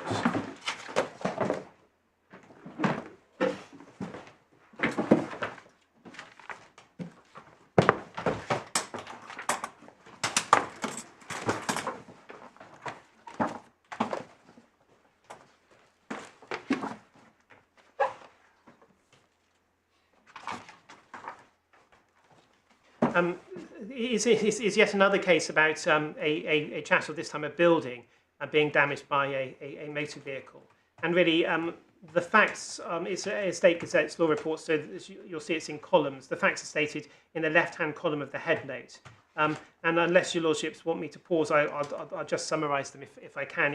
In the centre of the page, half a dozen lines down, it says, by clause 3. By clause 3 of the lease, the tenant covenanted to pay the reserve rent of £26,000 per annum and the sum incurred by the landlord in maintaining insurance against the insured risks. The insured risk included damage from impact by road vehicles. By clause 6.3, the tenant was relieved of his obligation to pay the reserved rent, so long as the premises were unfit for use by reason of an insured risk. And what happened was the defendant's lorry, I think it was the defendant's van, as you can see at the top of the page, it left the road in Tottenham and it crashed into the building, rendering the showrooms unusable for 8 weeks. So it's a claim by the owner of the building for inter alia for the loss of 8 weeks of rent. And given that Lord Justice Morbick has already summarised this case and your lordships have just read the summary, I was just going to jump, if I might, to the concluding part of Lord Justice Nolan's judgment, which I'm going to take it up on the next page at the bottom of the right-hand column, in the paragraph beginning, finally, Mr. Bryden. Mr. Bryden is the counsel for the insurer of the van driver. So Mr. Bryden suggests that though the defendant could reasonably be expected to foresee the showroom was being put to commercial use, and that accordingly he might have to compensate the tenant for loss of profits, whose computation would include any rent which the tenant might have to pay during the period of repair, the defendant could not have been expected to foresee the effects of clause 6.3, this being an unusual clause in the lease. Therefore, he said the loss to the plaintiff lay beyond the limits of reasonable foreseeability and was too remote.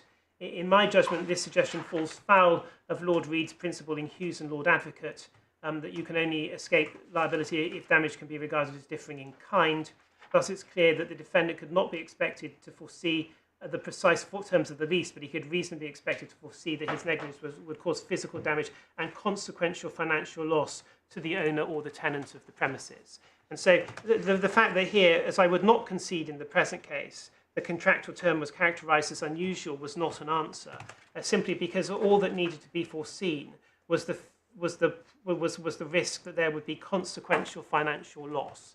And clearly, therefore, I say that my case is again a fortiori of this one, because I've already proposed that, in fact, the sort of loss which we have in the present case is eminently foreseeable.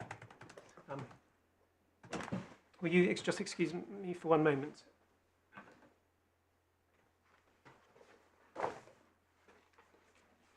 My Lords, I said that my fourth point was going to be an exegesis of why I proposed that actually my learned friend's reliance on Palmer was misplaced. But what I think I might do is reserve that to my reply, unless that's a point which is sufficiently troubling your Lordships at this moment. You want me to deal with it by way of anticipation, but otherwise I'll Not at the moment. I'm blessed. Well, that then takes me...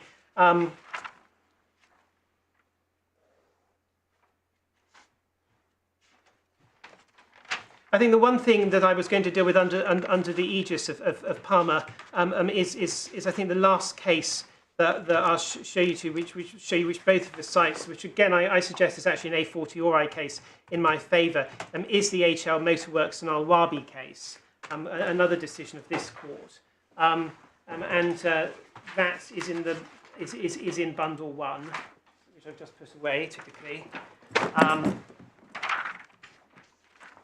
It's in bundle 1 at tab 8.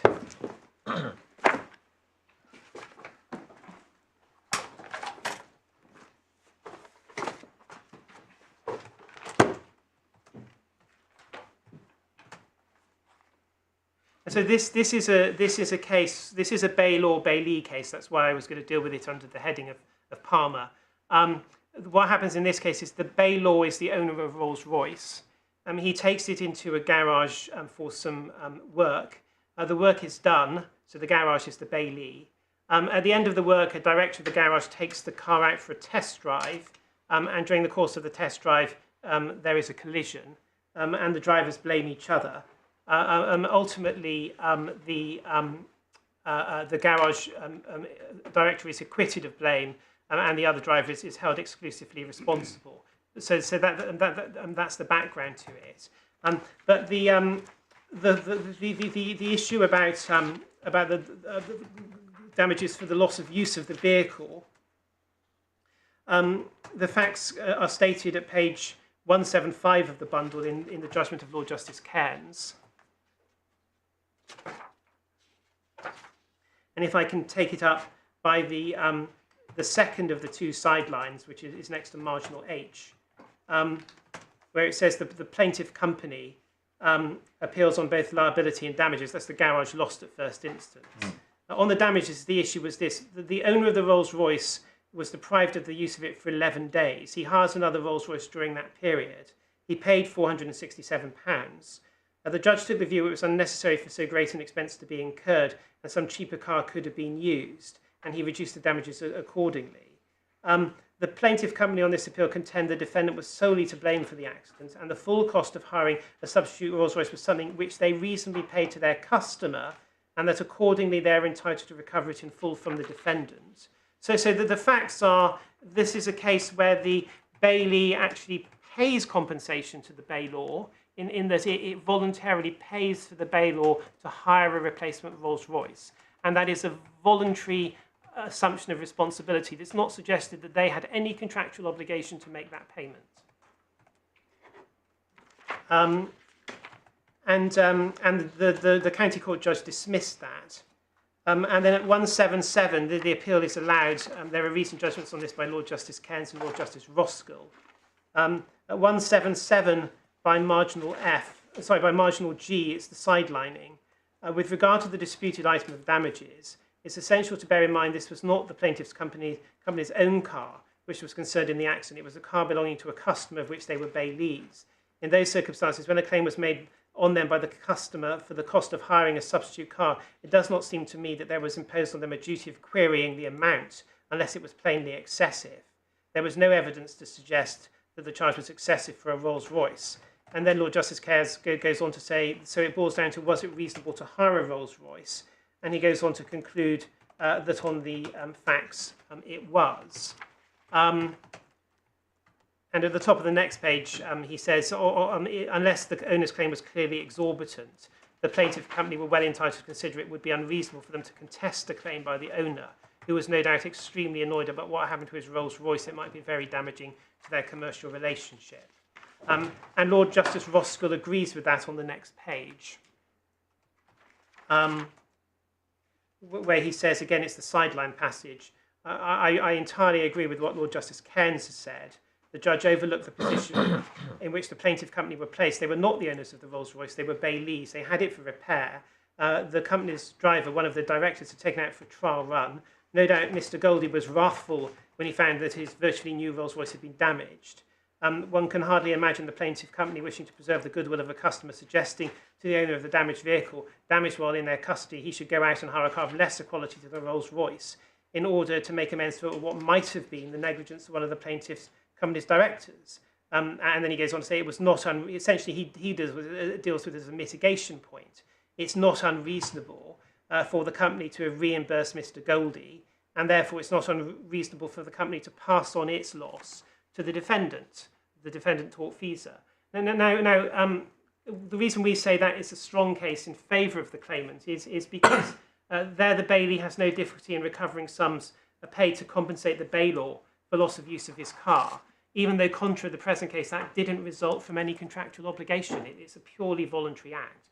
And I read it as evidence. One of the reasons why, not the outcome of the case, but the reasoning. If my learned friend takes you to it, you'll see not the outcome, but the reasoning is criticised in Palmer. And one can see, if I can respectfully say so, the reasoning is it may well reflect the argument. It's a relatively breezy reasoning. It looks at it as a mitigation issue. But in some sense, I'd say that's pretty telling. No one in this case is suggesting that it's not perfectly reasonable and foreseeable that a bailee will compensate a bailor for loss of use of a vehicle when it was damaged when in their custody, even where that doesn't result from obligation. And even where the vehicle in question is not a vehicle which is in commercial use. And so I do say, recognising that this issue as to whether it is too remote and such like isn't addressed because it wasn't argued, I do nonetheless say that certainly the outcome which we contend for in the present case is entirely consistent with, in fact, the stronger case of HR Motorworks, because there was a voluntary assumption of liability ex post facto. Can I just question you on that? That was another bailor-bailee case. Yes. If, and going back to the original proposition I put to you, that you actually don't draw a distinction between bailor-bailee, damage to a motor car, of course you're going to need to hire another, and hiring the Rolls was perfectly reasonable given that it was a Rolls that was damaged. One can see that entirely consistently with going back to the Winkfield approach. And suppose you're right, obviously we've got to hear what is said on the other side about these damages actually reflecting just what you would get at common law. I mean, can't you then put your case in a way that is consistent with Winkfield, which is, yeah, we're entitled to get not only the cost of repairs, but also the fact that it's off the road for these 12 days. And here you have the higher rate. And you don't actually need Clause 16 and to draw this internal contract, which may or may not be negotiated at arm's length, to get the damages that you would do. In fact, I mean, if one's establishing a precedent, then it's consistent with Winkfield, consistent with the common law, and you are entitled to claim damages for an income-producing asset. Well, I would like to adopt that because I suspect that would be helpful to my case. But I suspect the difficulty with it is that so long as the claim is being brought by the claimant, if she doesn't bring a claim for financial loss because she has not, I mean, the law doesn't look at this in the abstract. It sort of asks, is there a financial loss? If there isn't a financial loss, then what the claimant can claim for is general damages for her loss of use. But in circumstances where she, in fact, didn't suffer a loss of use, because during the relevant period of detention, her own car had been returned to her from the people... But that is to conflate the bailor and bailee. If you actually say that the bailee, which was, as I understood, or misunderstood the law, is entitled to claim as if the owner, then she is treated as the owner of a I damaged see. income-producing asset. I think there may be a slight difference in the way that your lordship and with respect the way your lordship and I are understanding that proposition. Yeah. With respect, I think we share the proposition that Bailey is treated as owner. But all I understand that to mean is that there is no, if I for want of a better term, technical objection to this case fails because you don't have locus standi. You are not the owner. No, they're treated as the owner. There's no locus standi issue. But when you ask what is your loss as Bailey, that principle, on my understanding of the law, doesn't essentially lead you to elide the bailor and the bailee so that the bailee can claim on the fiction that she is the bailor with the bailor's losses. The losses the bailee can claim are the losses which the bailee suffers. I mean, I may be wrong about this. Well, if you go back to some of the history of Yes. Bailey, I mean, it was entitled so that you could actually maintain the full rights of the owner. You didn't need to drag the owner in, Yes. subject to issues of use tertiary. Well, I mean, it may very well be, respectfully, that your lordship has a more sophisticated grasp on these than I have acquired whilst preparing for this case. But that is not what I understood the meaning. The Bailey possessionist title. That means there's no locus standi defence. It doesn't mean you treat the losses suffered by the bailor as if they were losses suffered by the bailee. And it's because of that we are trying to isolate, in my submission, we're trying to isolate what she has suffered, and that's the Clause 16 loss. But I appreciate if what your lordship was saying was right, then that would be a neat shortcut, and doubtless Mr. Smiley and I will reflect on that over the short adjournment. But it certainly wouldn't be the way, in fairness to my learned friend, Mr. Tannock, that the case has previously been put. I would have to recognise that. Thank you. Sorry to interrupt. No, not at all. So I think that brings me just very briefly to why we say the recorder was wrong. In one sense, I appreciate your lordships never disturb a decision of an inferior court without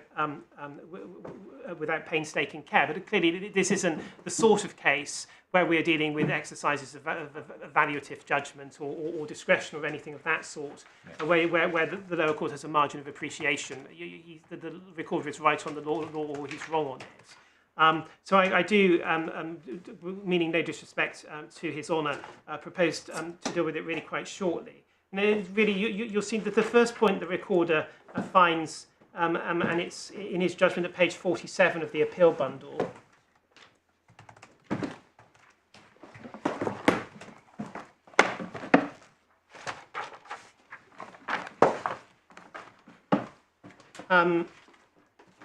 Is that it's between paragraphs 38 and 39, is that this is a case for relational economic loss. And with respect, we do say to him with respect to him that, I mean, that is just plainly wrong. It is not a claim for relational economic loss. It is a claim for economic loss consequential on physical damage to property. And all of the cases show, in particular the Network Rail case that we've just seen, that's subject to principles of in particular, remoteness. The resulting loss, consequential loss, is recoverable. And the cases he cites, we go into this in some detail in our skeleton, which I'm not going to repeat. But I adopt what we say in our skeleton. I mean, it's between paragraph 17 and 20 in particular. The case of Cattle, for example, that is simply not important because that is one of the cases where the property which had been physically damaged was not property to which the claimant either had ownership or possessory title. It was just the claimant happened to be was a contractor who happened to be working on site when damage was caused to the party to the property by the defendant, and as a result of the damage to the customer's property, the contractor's work was delayed and the contractor suffered losses. The analysis is more painstaking in our skeleton. So that is a classic case of where the person bringing the claim is not a person which has either ownership or possessory title to the relevant property. So with respect, we say the recorder is wrong about that. Then between 46 and 47, His Honour essentially finds that the claimant's cost was not reasonably foreseeable, even though he does expressly grant that it was reasonably foreseeable that the claimant might suffer loss of use. You get that in, I think, the third sentence of 46. It was also reasonably foreseeable that in the event of a collision, the claimant might suffer personal injury and loss of use of the vehicle, entitling her to general damages. I mean, that's rather the Hughes and Advocate point. Once it's foreseeable that she suffers loss of use and resulting losses, the precise characterisation of those losses really doesn't matter. Although, as you know, we go further and say that the specific nature of the loss here, the liability to the third party, namely Helphire, was in fact eminently foreseeable. And in all of this, we do say that the recorder is influenced by his characterisation of the, if I can be forgiven for adopting my Lord Justice Singh's useful shorthand, the contrivance point, his acceptance of the contrivance point. Because you see, for example, that at 47, he says that just towards the end of it, is it reasonably foreseeable that the blameless driver would be contractually liable to pay the hire company a sum greater than the sum the hire company would itself have been able to recover from him? Now, obviously, if you are with me on my point where he's wrong on the Beechwood case, then that is a false assumption. And again, and then when we come on to his reasons for distinguishing the Network Rail case, which he calls the Connarton case, at paragraph 54 through to 56 over the page, you'll see again in that context too, it's at 56.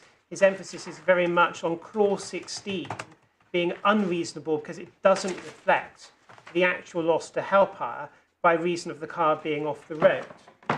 And that view is wrong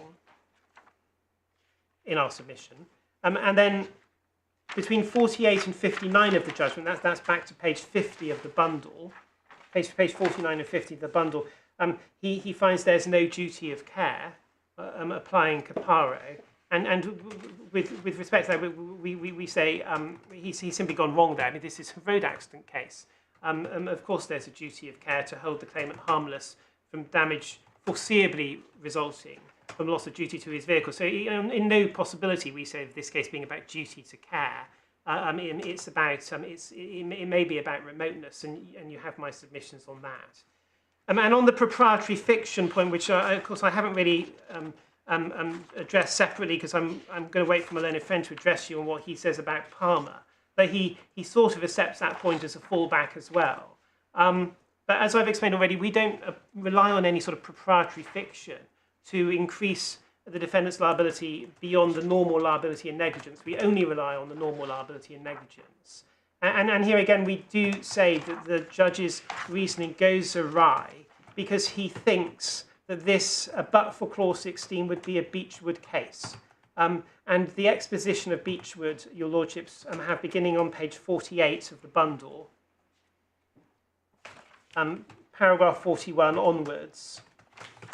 And it's really at 45 and 40, really at 45 that his honour accepts the contrivance point. I'm in little doubt the hire contract is deployed as claimant is a means to an end. It does not appear to be an issue that Helphire itself could have brought an action seeking cost of repairs and loss of use of their profit-earning vehicle. So he gets it right there, it's a profit-earning vehicle. As it is, the claimant has brought the claim to recover the cost of repairs and to recover the sum arising under clause 16. That sum is her liability to Helphire under the contract. But for all intents and purposes, she is suing for and on behalf of Helphire. In the circumstances, it seems to me the situation reflects a degree of artificiality. Clause 16 does not disguise the fact that this is in reality a claim for and on behalf of Helphire to recover a liquidated sum for its loss of use as a profit-earning chattel. Well, I mean, he's obviously right about that, and he's in the sense it is a claim to allow Helphire ultimately to receive a liquidated sum for its loss of a profit-earning chattel. But the difficulty is that he accepts throughout that if Helphire brought the claim, its loss of use would have been the Beechwood and Birmingham loss of use. And his error in that respect is in the final sentence of paragraph 41 on the previous page. The assessment of damages for Helphire's loss of use of a profit-earning chattel would have followed the approach identified by the Court of Appeal in Beechwood. And to that, our answer is with respect, well, no, it wouldn't. And that really is the error that underpins all of this. My Lord, it's really for those reasons that we say the learned recorder was wrong. We do say, and it's obviously no disrespect to the the ingenuity of lawyers acting for liability insurers like Royal and Son Alliance, but we do say this is a case which has been needlessly overcomplicated. And it is not a case of contrivance. It is simply a case where a claimant driving a hire car, as a result of that hire car being damaged, has incurred a foreseeable liability to the hire company. Yes, insofar as that contractual liability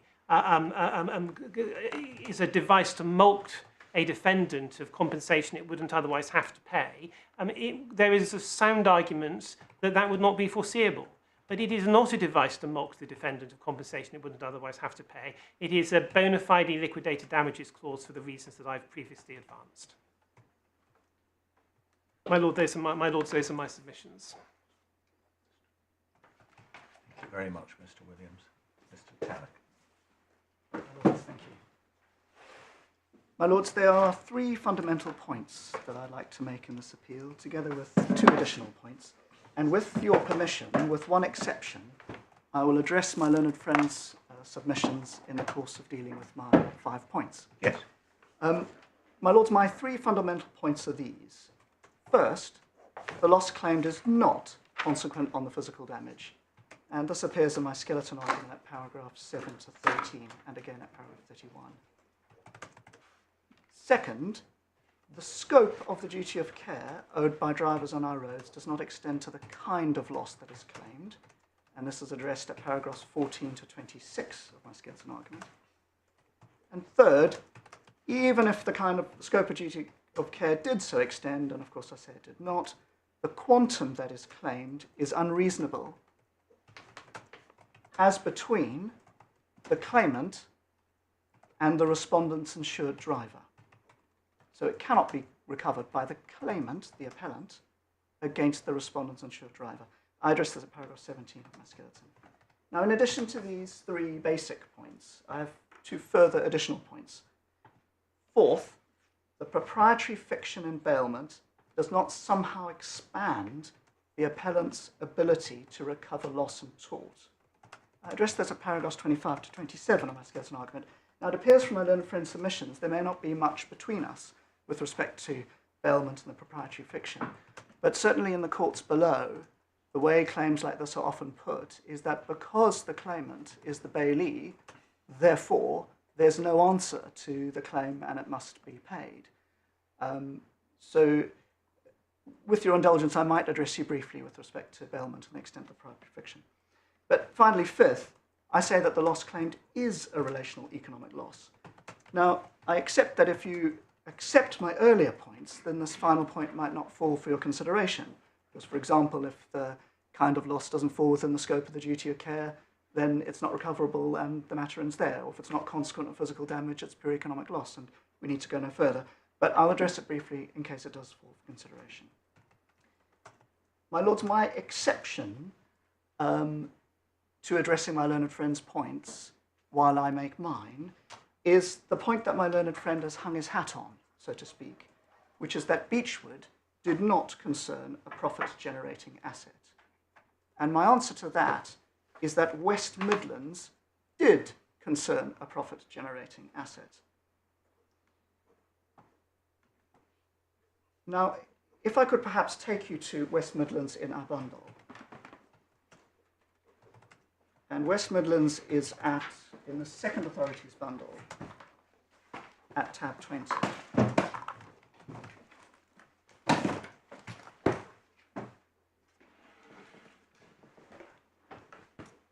Of course, Beechwood, Birmingham and West Midlands are the two, at least in credit hire cases, two well-known authorities that are referred to routinely when these matters are heard in courts below. And at tab 20, page 436, you see the headnote summarising the facts. A bus owned and operated by the Claimant Bus Company. You can see that West Midlands Travel Limited is a private limited company, was damaged in a road traffic accident due to the negligence of its driver. The bus company was able to cover the loss of use from the bus from its spare capacity.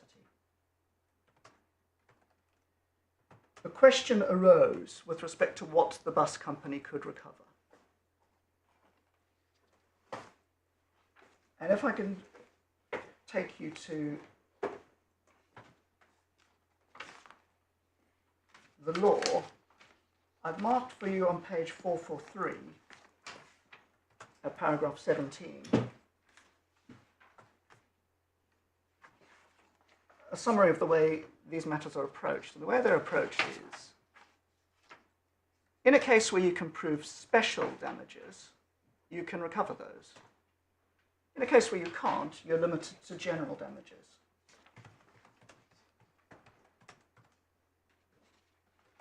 You turn over the page to page 444, paragraph 23, another section that I've marked for you. Makes the rather obvious point that the all-embracing principle with respect to the assessment of damages is to compensate the claimant for the loss of use of the chattel in question. And over the page again, 446, paragraph 28, and here's the nub of the question and the decision. Since no loss of revenue can be attributed to the unavailability of the damaged vehicle, the operator's loss can, in my view, be best assessed by reference to the capital tied up in it, wasted expenses, and appreciation. And then a little further on in the paragraph, it is also consistent with that adopted in Beechwood Birmingham versus Hoyer. Now, I say that West Midlands is important because it makes clear that, as is the case here, where the owner of a revenue-generating asset cannot show special damage in form of loss of revenue or profits associated with that asset, then they're only entitled to the general damages for loss of use. Now, Helphire didn't participate in these proceedings, and nor did they make a claim for special damage, nor did Miss Armstead make a claim on their behalf. They didn't say, we're in the position of the Bay Law in the Elchal Motorworks case. We only have one Rolls-Royce. That Rolls-Royce has been damaged. We couldn't therefore let out our only Rolls-Royce. What the judge below in fact found was that Helphire is a company, it's a credit hire company with a fleet of vehicles. And in those circumstances, what Helphire can do is simply redeploy one of its other vehicles to let out to customers.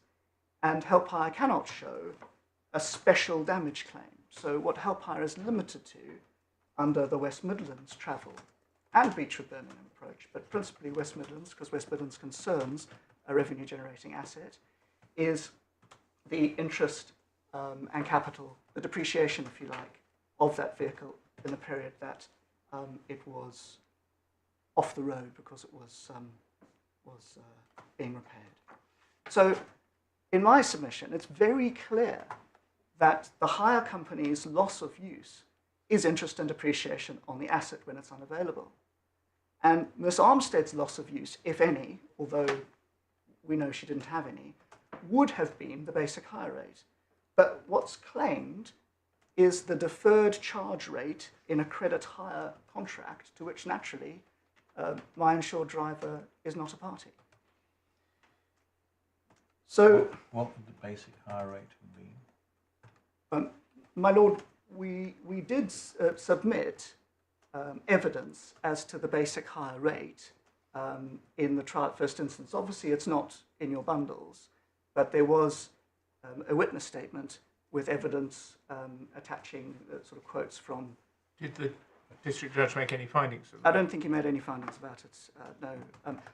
And what's the going rate at the moment? I mean, it used to be £24 a day, but my Lord, I'm sorry, I don't know. I haven't hired a car myself for a few years. Well, yes, we've had enough of us all giving evidence, but Yes, but you say anyway, in this case, the claimant just drove the damaged car around until she handed it back, so there was no loss of use at all. Yes, and her car was already available, so she handed it back for repairs. Her car was available, and she drove her own car. So she didn't suffer loss of use in the period of repair either. Yes. She didn't suffer loss of use. I see that. But can it not be said that she has suffered loss which is consequential upon the physical damage to the car? So, my lord, let me address you then with respect to why I say that the loss that's claimed is not consequent on the physical damage. Well, you put it perhaps it's the same question put another way, but you said that the ratio of Beechwood is where the owner of the revenue generating asset can't show special damage. Any general damages for loss of use can be recovered. Why is this not special damage? Perhaps I've mixed up the general damage, special damage distinction, my lords, but the point is that in the case of a company like Helphire that owns a fleet of vehicles and cannot prove loss of revenue as a result of damage to that particular vehicle, what that organisation is limited to, and it's under West Midlands, is the interest and depreciation on the asset for the period of time that it's not available. So you say, if they wanted to make this claim, they would have to show that the fact that the car formerly hired by Miss Armstead was off the road for 12 days. Yes. It was not something they could cover from reserve stock as the bus company in Beechwood. Yes. In West Midlands. West Midlands and Aviva. And on whom is the onus of showing that? Well, my lord, it's the claimant's case to make and the claimant's case to prove and the claimants to prove the damages.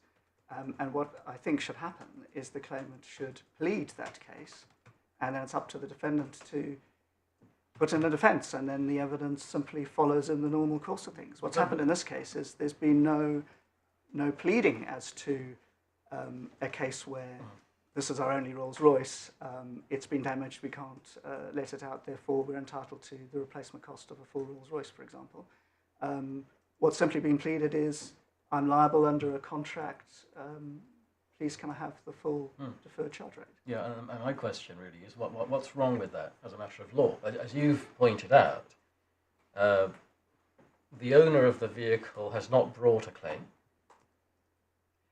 nor has the bailee brought the claim on behalf of the owner. Fine. But my question is, so what?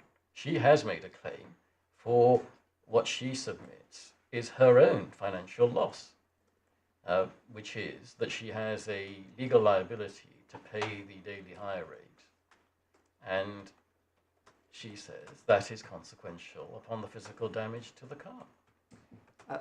My lord, thank you. I understand your question and I will address it. Yeah, don't take it out of turn at all. I will address it, and I'll start to address it, if I may, by looking at the trial judge's judgment as a starting point. So if I could take you perhaps to the core bundle.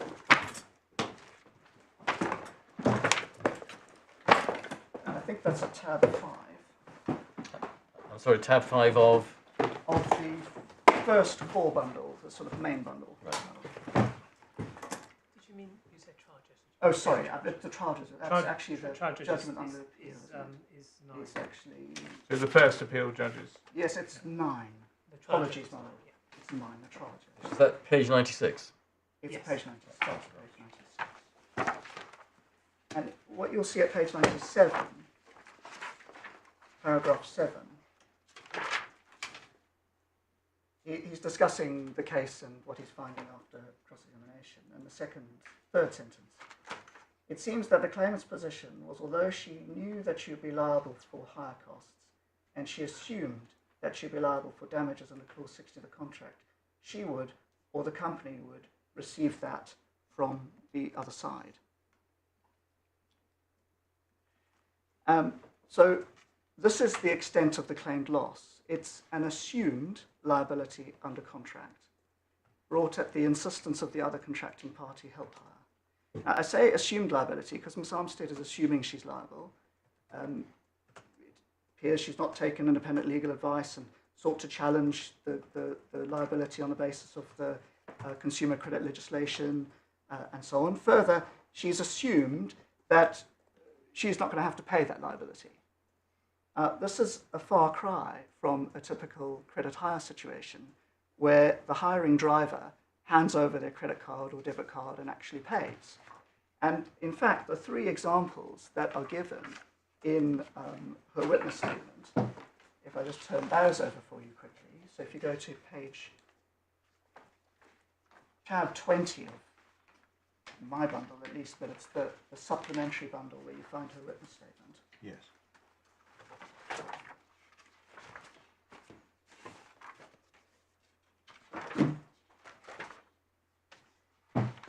She refers on page 3, paragraph 13,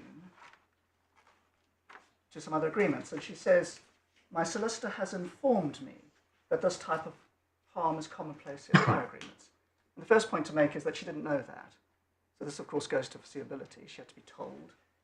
In any event, if you then look at the agreements, and I think I'll just take you to one, just by example. The thrifty one I thought was quite good. If I can find that. It is at page 24, one of her exhibits.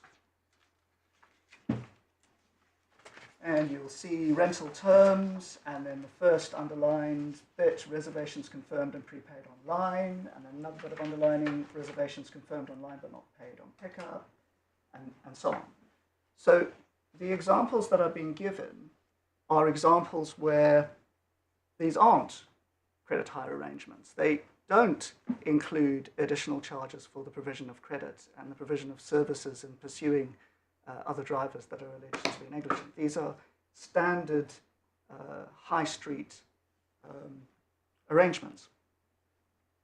So what the judge at trial decides at his paragraph 19 was that there was no direct loss suffered by the claimant. It's purely an amount claimed under contract and clause 16. Now, putting aside the physical damage to the vehicle, which I think we all accept was caused by the accident, I think Judge Fawcett is right in this respect. The amount that's claimed is an amount that's arising and is claimed only under the contract.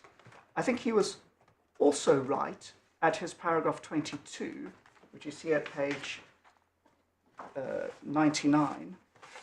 Let me just check what that is, right? Well, it's claimed under the contract, but so actually is the cost of repair. Sorry, my lord? So actually is the cost of repair. Sorry, my lord, the cost of repair is Is also, a liability under the contract. it's a liability under the contract, as Lord Justice Dingemans and Mr Williams were discussing. The common law, one forgets this. The bailee can hand back the damaged car and say, there you are, that's your problem. But of course she can't, because she's liable under the contract, as every hire contract always provides. She has to hand it back in good condition. Yes. My lord, the reason that I say the amount under clause 16 differs from the cost of the repairs is that the not only the basis of the liability under clause 16, but also the amount of the liability under clause 16 has nothing to do with the repairs. How can a rate of £145, whatever it is per day, have to do with a cracked windscreen? Particularly when the windscreen hasn't been cracked at the time that the contract is entered into. The contract is entered into some time before the accident, so you can't anticipate exactly what the damage is going to be. So it's not a quantum of liability that's arising from the accident. It's a quantum of liability that's arising from the way that the credit hire company conducts its business and the costs of capital that the credit hire company is providing to the driver when it's providing credit to her. It's not a loss which is directly attributable to or arising from the accident in that respect. If this were what you've described as a standard high street agreement for the hire of a car, then what would your submission be? Are you accepting that in principle those sorts of financial charges can be transferred to the negligent driver? Well, my submission would be that we would be in territory that's much like the HL Motorworks territory. Because what would happen is high street company, let's say Avis, has a car and has a clause like this in its contract. Avis would be subject to the same limitation that you find in West Midlands, that either Avis has other fleet vehicles that it can redeploy, and Avis's loss is in fact interest and depreciation on the asset, or Avis is in the position of Mr Goldie, I think it was, in the HL Motorworks case, where Mr Goldie has only one Rolls-Royce.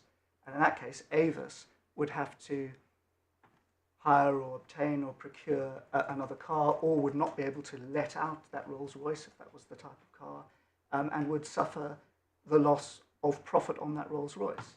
So in order to determine what the true loss of the hire company is, you need to know whether the hire company has other assets that it can redeploy or not. In other words, is this a fleet vehicle situation or not? As we're in a fleet vehicle situation, I'm saying that Helphire could have, and should have, and probably did, redeploy another vehicle. And so its loss is in fact the loss of the value of the vehicle, interest and depreciation on the vehicle, on the period of time that it wasn't available for hire. I'm afraid I didn't make my question clear. Sorry. You keep focusing on the loss to the owner of the vehicle. I'm focusing on the loss of their customer. Yeah, their customer does have. Yes. I'm not talking about the facts of this case. I'm taking, on your scenario, take a standard high street car hire agreement. Undoubtedly, I think we can all agree, there will be some clause in such a contract saying, if you hand it back to us damaged, then you're going to have to pay us something.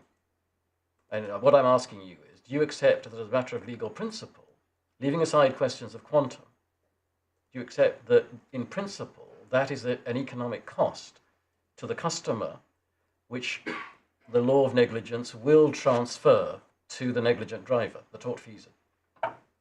Subject to the normal rules, yes. Reasonable foreseeability, causation, and so on, then yes. I think so is this really coming down to that you dispute the quantum? Because the quantum is stipulated in Clause 16, not the principle. No, my lord, I'll explain why in the course of my submissions. But what we do dispute the quantum, and we do say that the quantum is excessive, and that we do say, and this is the point I think that my learned friend was hanging his hat on, conversely to him, we do say that had Helphire, as a fleet operator, brought a claim directly against my driver, then all Helphire would have been able to recover is the interest and depreciation on the asset in the period of repair. That's the West Midlands point. So we do say that the quantum that's been sought here is unreasonable and is in excess of what Helphire would have been able to recover directly. Unless they could show that they were doubtful. Unless they could show that they're not a fleet operator. Car, so there was an actual loss of... Yes, but unless they're not a fleet operator and they've only got one car or two cars and they've definitely lost out on profit and they can prove what that profit was that they lost out on.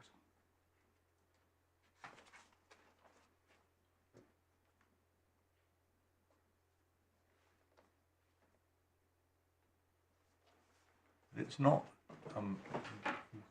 described the claim as excessive.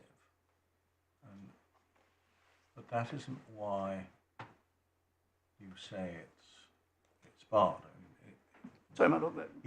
you say that the claim for £145 a day is excessive. Maybe it is. I don't know, but that's not a reason in principle why it's. No, my lord, it would be it- a reason for your lordships to look at much as in Network Rail, to look at the quantum that's been agreed between the bailor and bailee and say, is this a reasonable quantum or not? Your objection is to the type of loss, isn't it? Yes, my lord. So if I might perhaps come back to my... If the daily rate under this contract were £20 a day rather than £145 a day, perhaps we wouldn't be here. But you would still be able to say it's a type of loss which is not foreseeable. Yes, let me. I think I need to lay some foundations and then come to answer your question on that. So, with your permission, let me address you with respect. I take a little tangent to deal with my learned friend's hanging his hat point, which was that this is a profit-generating asset, and therefore Breachwood doesn't assist me. And my response is, of course, well, West Midlands does deal with a profit-generating asset. But my first fundamental point is that the loss claimed is not consequent on the physical damage, and so is pure economic loss. Of course, the claim is for losses arising from a road traffic accident, and in the particulars of claim paragraph 5, it's on page 113, it specifically pleaded that the claimant has sustained a loss consequent on the damage in the sum of £1,743.60. And the importance of a loss in fact being consequent on damage is made clear in a number of authorities in the authorities bundle.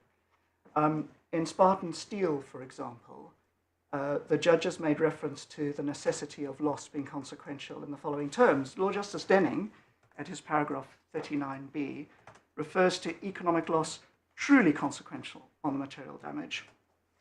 Lord Justice Edmund Davies, in a dissenting judgment at paragraph 43b, quoted SCM UK versus Whittle and Son, saying there are some exceptional cases when the loss is the immediate consequence of the negligence and is recoverable accordingly. And Lord Justice Lawton, at his paragraph 47a, says, in my judgment, the answer to this question is such financial damage cannot be recovered save when it is the immediate consequence of a breach. And the court in London Waste also quotes SCM UK and refers to a claim for economic loss needing to be truly consequential on physical damage, as indeed does Network Rail. So is the loss claimed truly consequential on the material damage?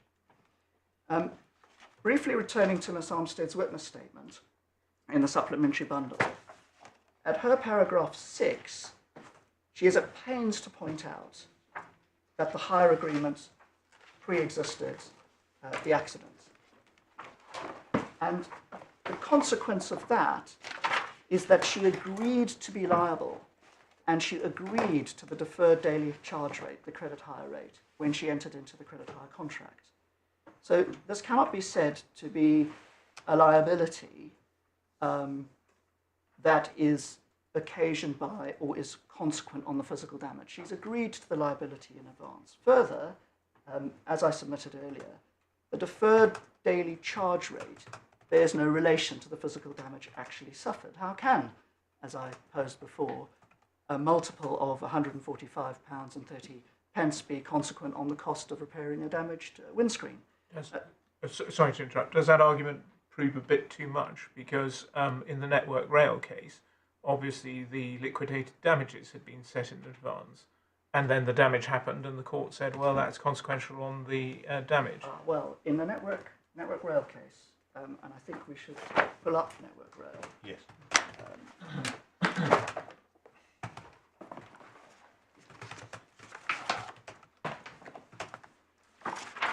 at tab 19 in the second bundle of authorities.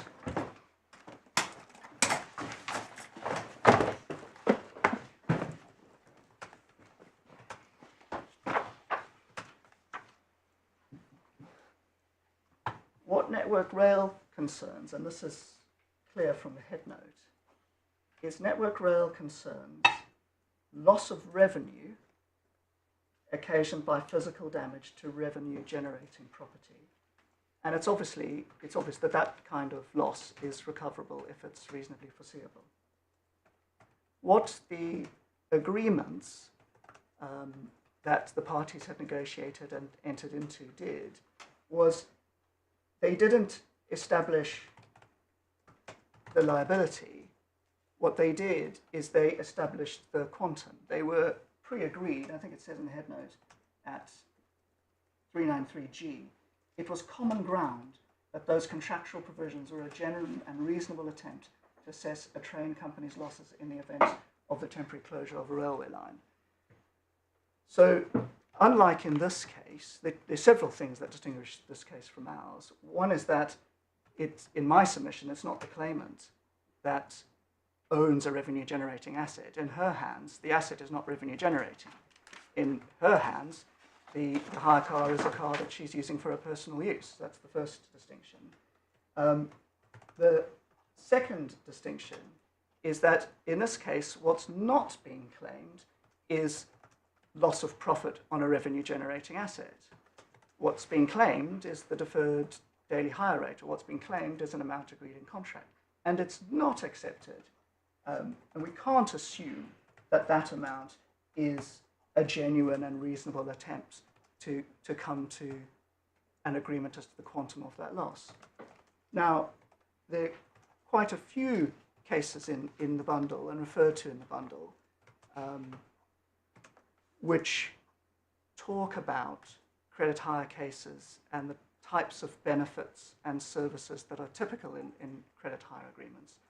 But certainly we can't assume that the deferred daily charge rate is only profit, and therefore the whole of the claim that is made is a claim for revenue lost as a result of damage to Helphire's revenue generating asset.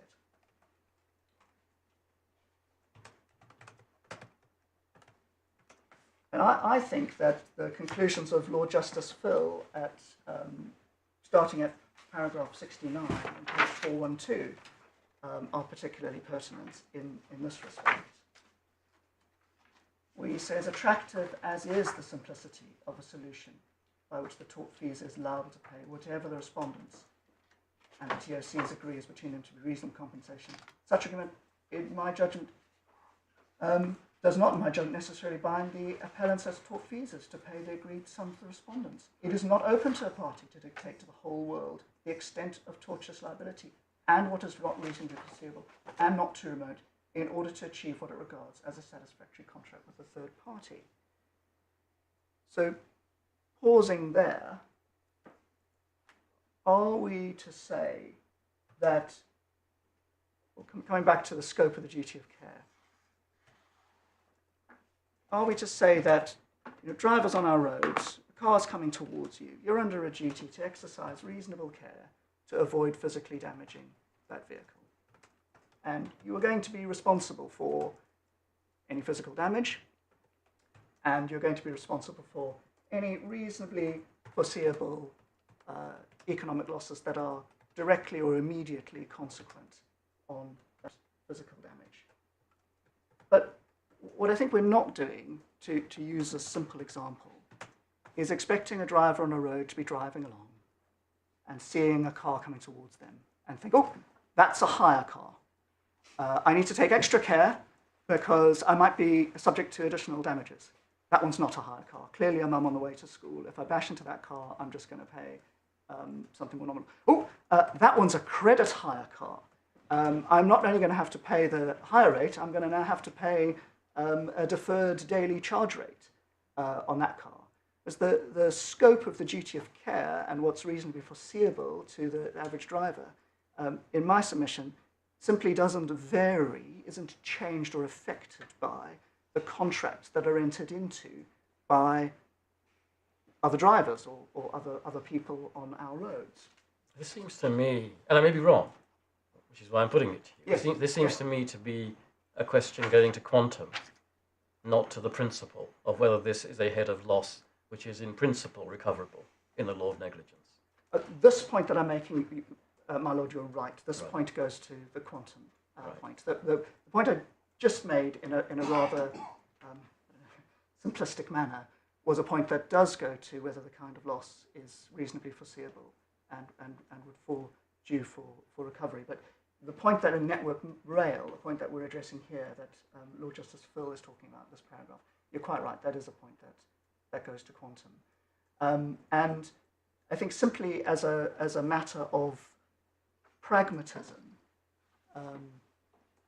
my instructions are that if Miss Armstead had brought a claim for interest and depreciation on the hire vehicle, and in addition a claim, if she had any, for her loss of use at the basic hire rate, then subject, of course, to my instructing solicitors and clients thinking that those were reasonable amounts, then, and subject, of course, to protecting themselves against double recovery, as mentioned a few times, then there's no reason why that shouldn't be paid, because There'll be no defence to it. the hire company has suffered a loss of use in the quantum of the interest and depreciation on the asset. And you accept that the bailee can bring the claim for the losses that the bailor would have suffered? Yes, much like in the HL Motorworks case, HL Motorworks versus Helphire. So, I've mentioned HL Motorworks, so perhaps I'll address you briefly in relation to that then, rather than jumping around a bit.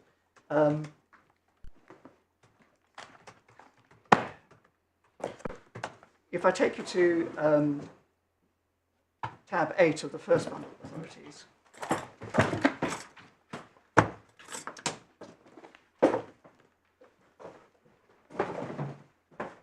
and the reason I'm taking you to this and spending some time on it is because my little friend did. But I think I regard the case as helpful to my position. Rather than Sorry, forgive me. Sorry, but before we leave Network Rail, as I still have the page open. Yes. Look, in that case, Network Rail were able to recover for contractual payments they'd had to make to the train operating companies.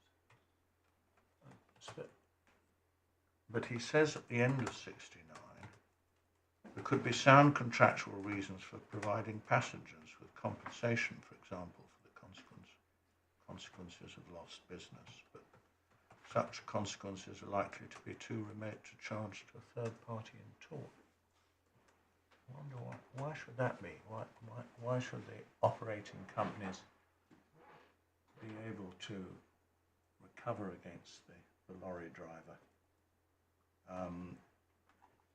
for their loss of income, but not for, say, having to refund a day on everybody's season tickets? So, my lord, I think there's several reasons, but my lord, there's a distinction in my submission between a revenue that's generated on an asset and liabilities that may have been entered into with respect to that asset. So if you have a car showroom, like in Elmer versus Hall, that's full of cars and is being let out, and someone drives into the front window and smashes it up, and therefore the showroom can't be let out for a couple of weeks while it's being repaired, that is a loss of revenue on a revenue-generating asset that's suffered by the claimant. That is a direct consequence of the physical damage. It's not something that's too remote to be recovered. It's not something that's unforeseeable. But who knows what contracts or liabilities have been entered into with respect to that property, a mortgage, various other loans, various other forms of security, and so on. We don't know what liabilities exist with respect to that. So the law as it's developed, and I think all of the examples of the cases on this aspect that my learned friend relies on, are examples of claimants claiming the loss of revenue on their own revenue-generating property. And you can see how, if you're a railway company and someone damages your railway track negligently, you're going to lose revenue. Whether that revenue is by way of payment of reasonable liquidated damages or whether the loss of revenue is in some other way. But there might also be liabilities in relation to those assets. And the distinction between the direct consequence of physical damage to revenue on a revenue-generating asset and the potentially unlimited consequences of liabilities that may or may not have been agreed in relation to the asset, I think in my case is clear. And there's some very sound policy reasons why one wouldn't want to open the doors to claims based on any kind of liability agreed in contracts with respect to revenue-generating assets, or indeed non-revenue-generating assets. So, you were going to take us to HL Motors? Yes, HL Motorworks. So, HL Motorworks at the first bundle of authorities, 8.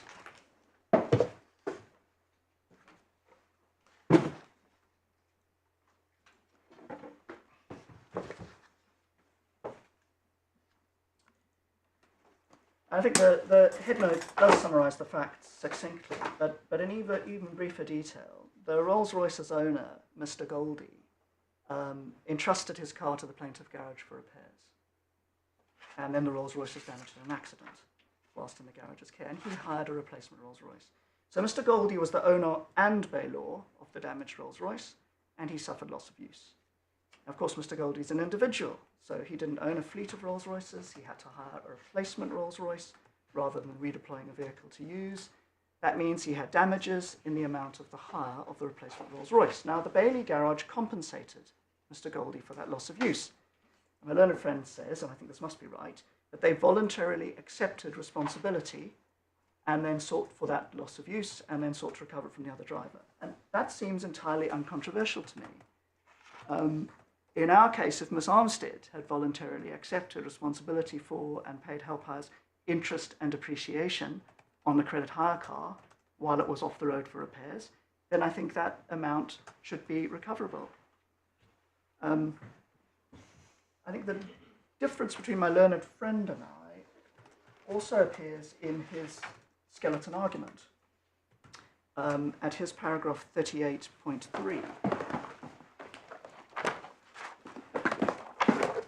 And by reference to that, and that's at tab 2, and 38.3,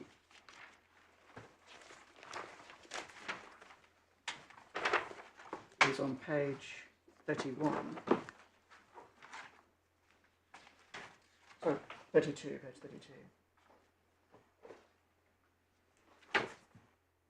And what he says there is that he says, the consequence of, halfway down the paragraph, the consequence of RSA's position and Recorder's judgment is that if she had done then A, she alone could have brought a claim in respect of that injury. So that's personal injury to herself. And I think that's right. I think my learned friend would agree with me. That's right, that she alone can bring a claim for personal injury. B, she or Helphire could have brought a claim in respect of the damage to the Mini. I think that's right, the physical damage to the Mini, yes. Either she or, yes, absolutely. And then he says C, Helphire alone could have brought a claim in respect of the loss of use. And that's not correct, and that's not what I'm saying at all. What I'm saying is that she can bring a claim for her own loss of use. Of course she can. It would be the basic hire rate, the BHR.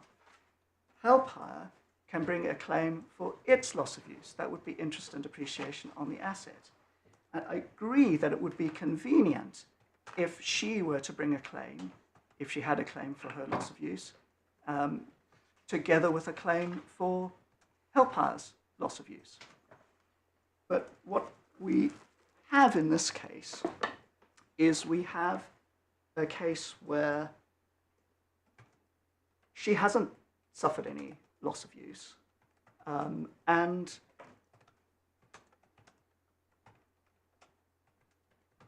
if she were, Helphire haven't explained to her or to us what their value of the vehicle was or what the interest and depreciation on the vehicle was. So she's simply not been able to bring a claim for Helphire's actual loss of use. Now, just an aside on this, my learned friend at several points has said that it's terribly complicated to assess what the damages would be in a case like this. You know, what would Helphire's actual loss of use would be? And with respect to my learned friend, that's simply not right.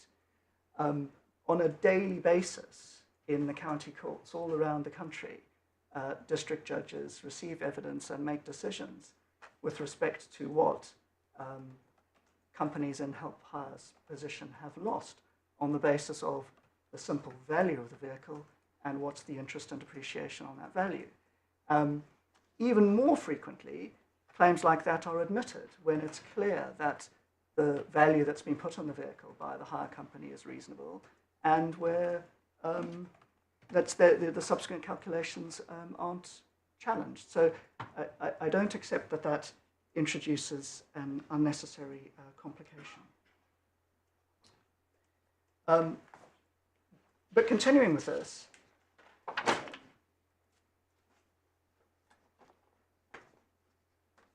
think HL Motorworks also needs to be considered in the context of the negligent driver's duty of care in HL Motorworks. So we haven't discussed that driver much, but that driver obviously owed a duty of care to prevent reasonably foreseeable loss and damage arising from the physical accident, arising from the physical damage to the Rolls-Royce. And that would have included the car owner's actual loss of use, which, as the owner was an individual, was the cost of a replacement vehicle. And that was the cost that, in this case, the Bailey paid to the owner.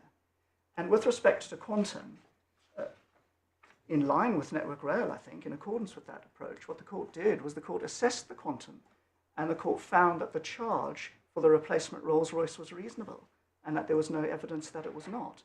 Now, the little wrinkle in HL Motorworks, which is what troubles the authors of Palmer on bailment, can be seen at paragraph 4113 of Palmer. So I marked the whole of that paragraph for you, but you can find it in the Second Authorities bundle at tab 24.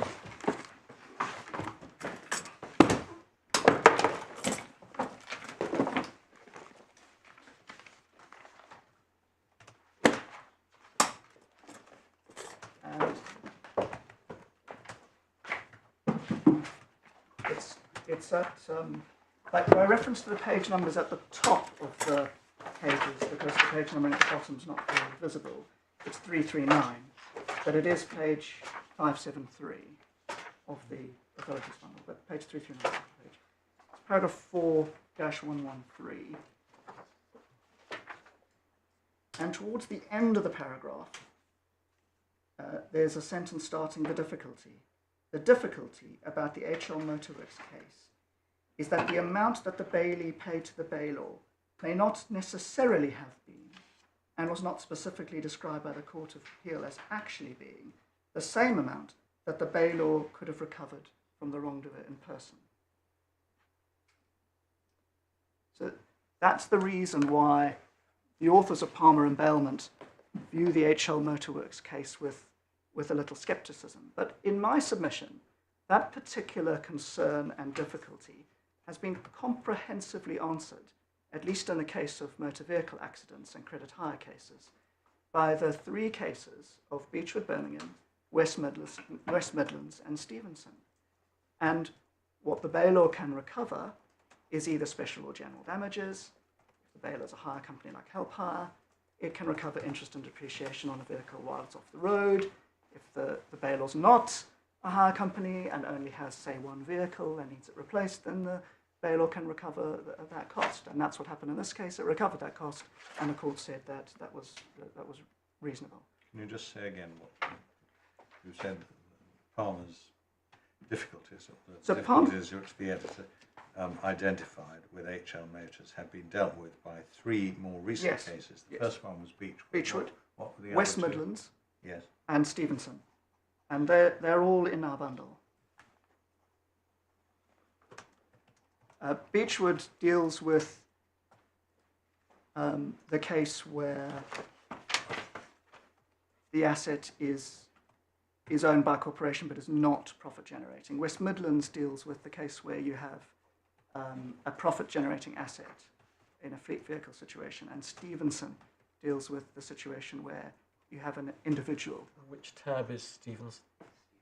Stevens, sorry, it's Stevens, not Stevens, right. Looked at the other 2. I didn't. It's 21. So 21. yeah, Beechwood's 18, West Midlands is 20, and Stevens is 21. Yeah, thank you.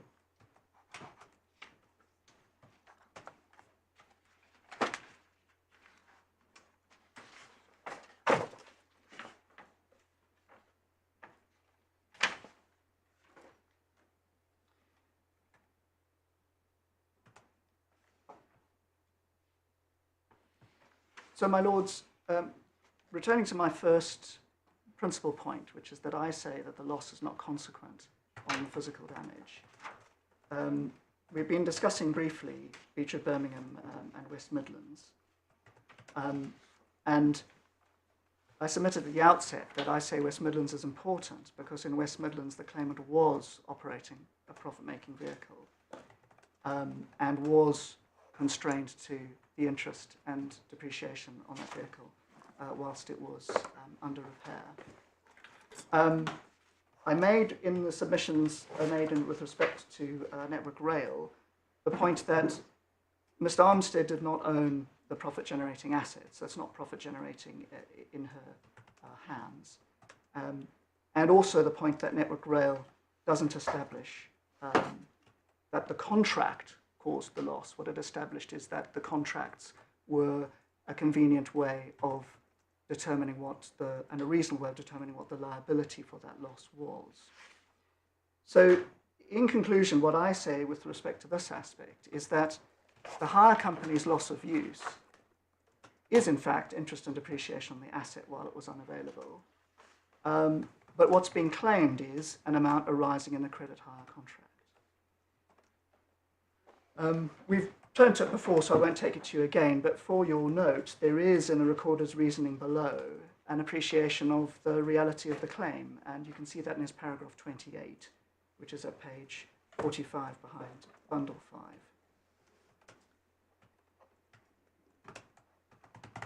5. My second fundamental point, I should probably leave till after lunch. Yes. Yes, I think so. Now, we're going to break off for slightly longer than usual. We'll come back at 2:15. Of course, Thank you.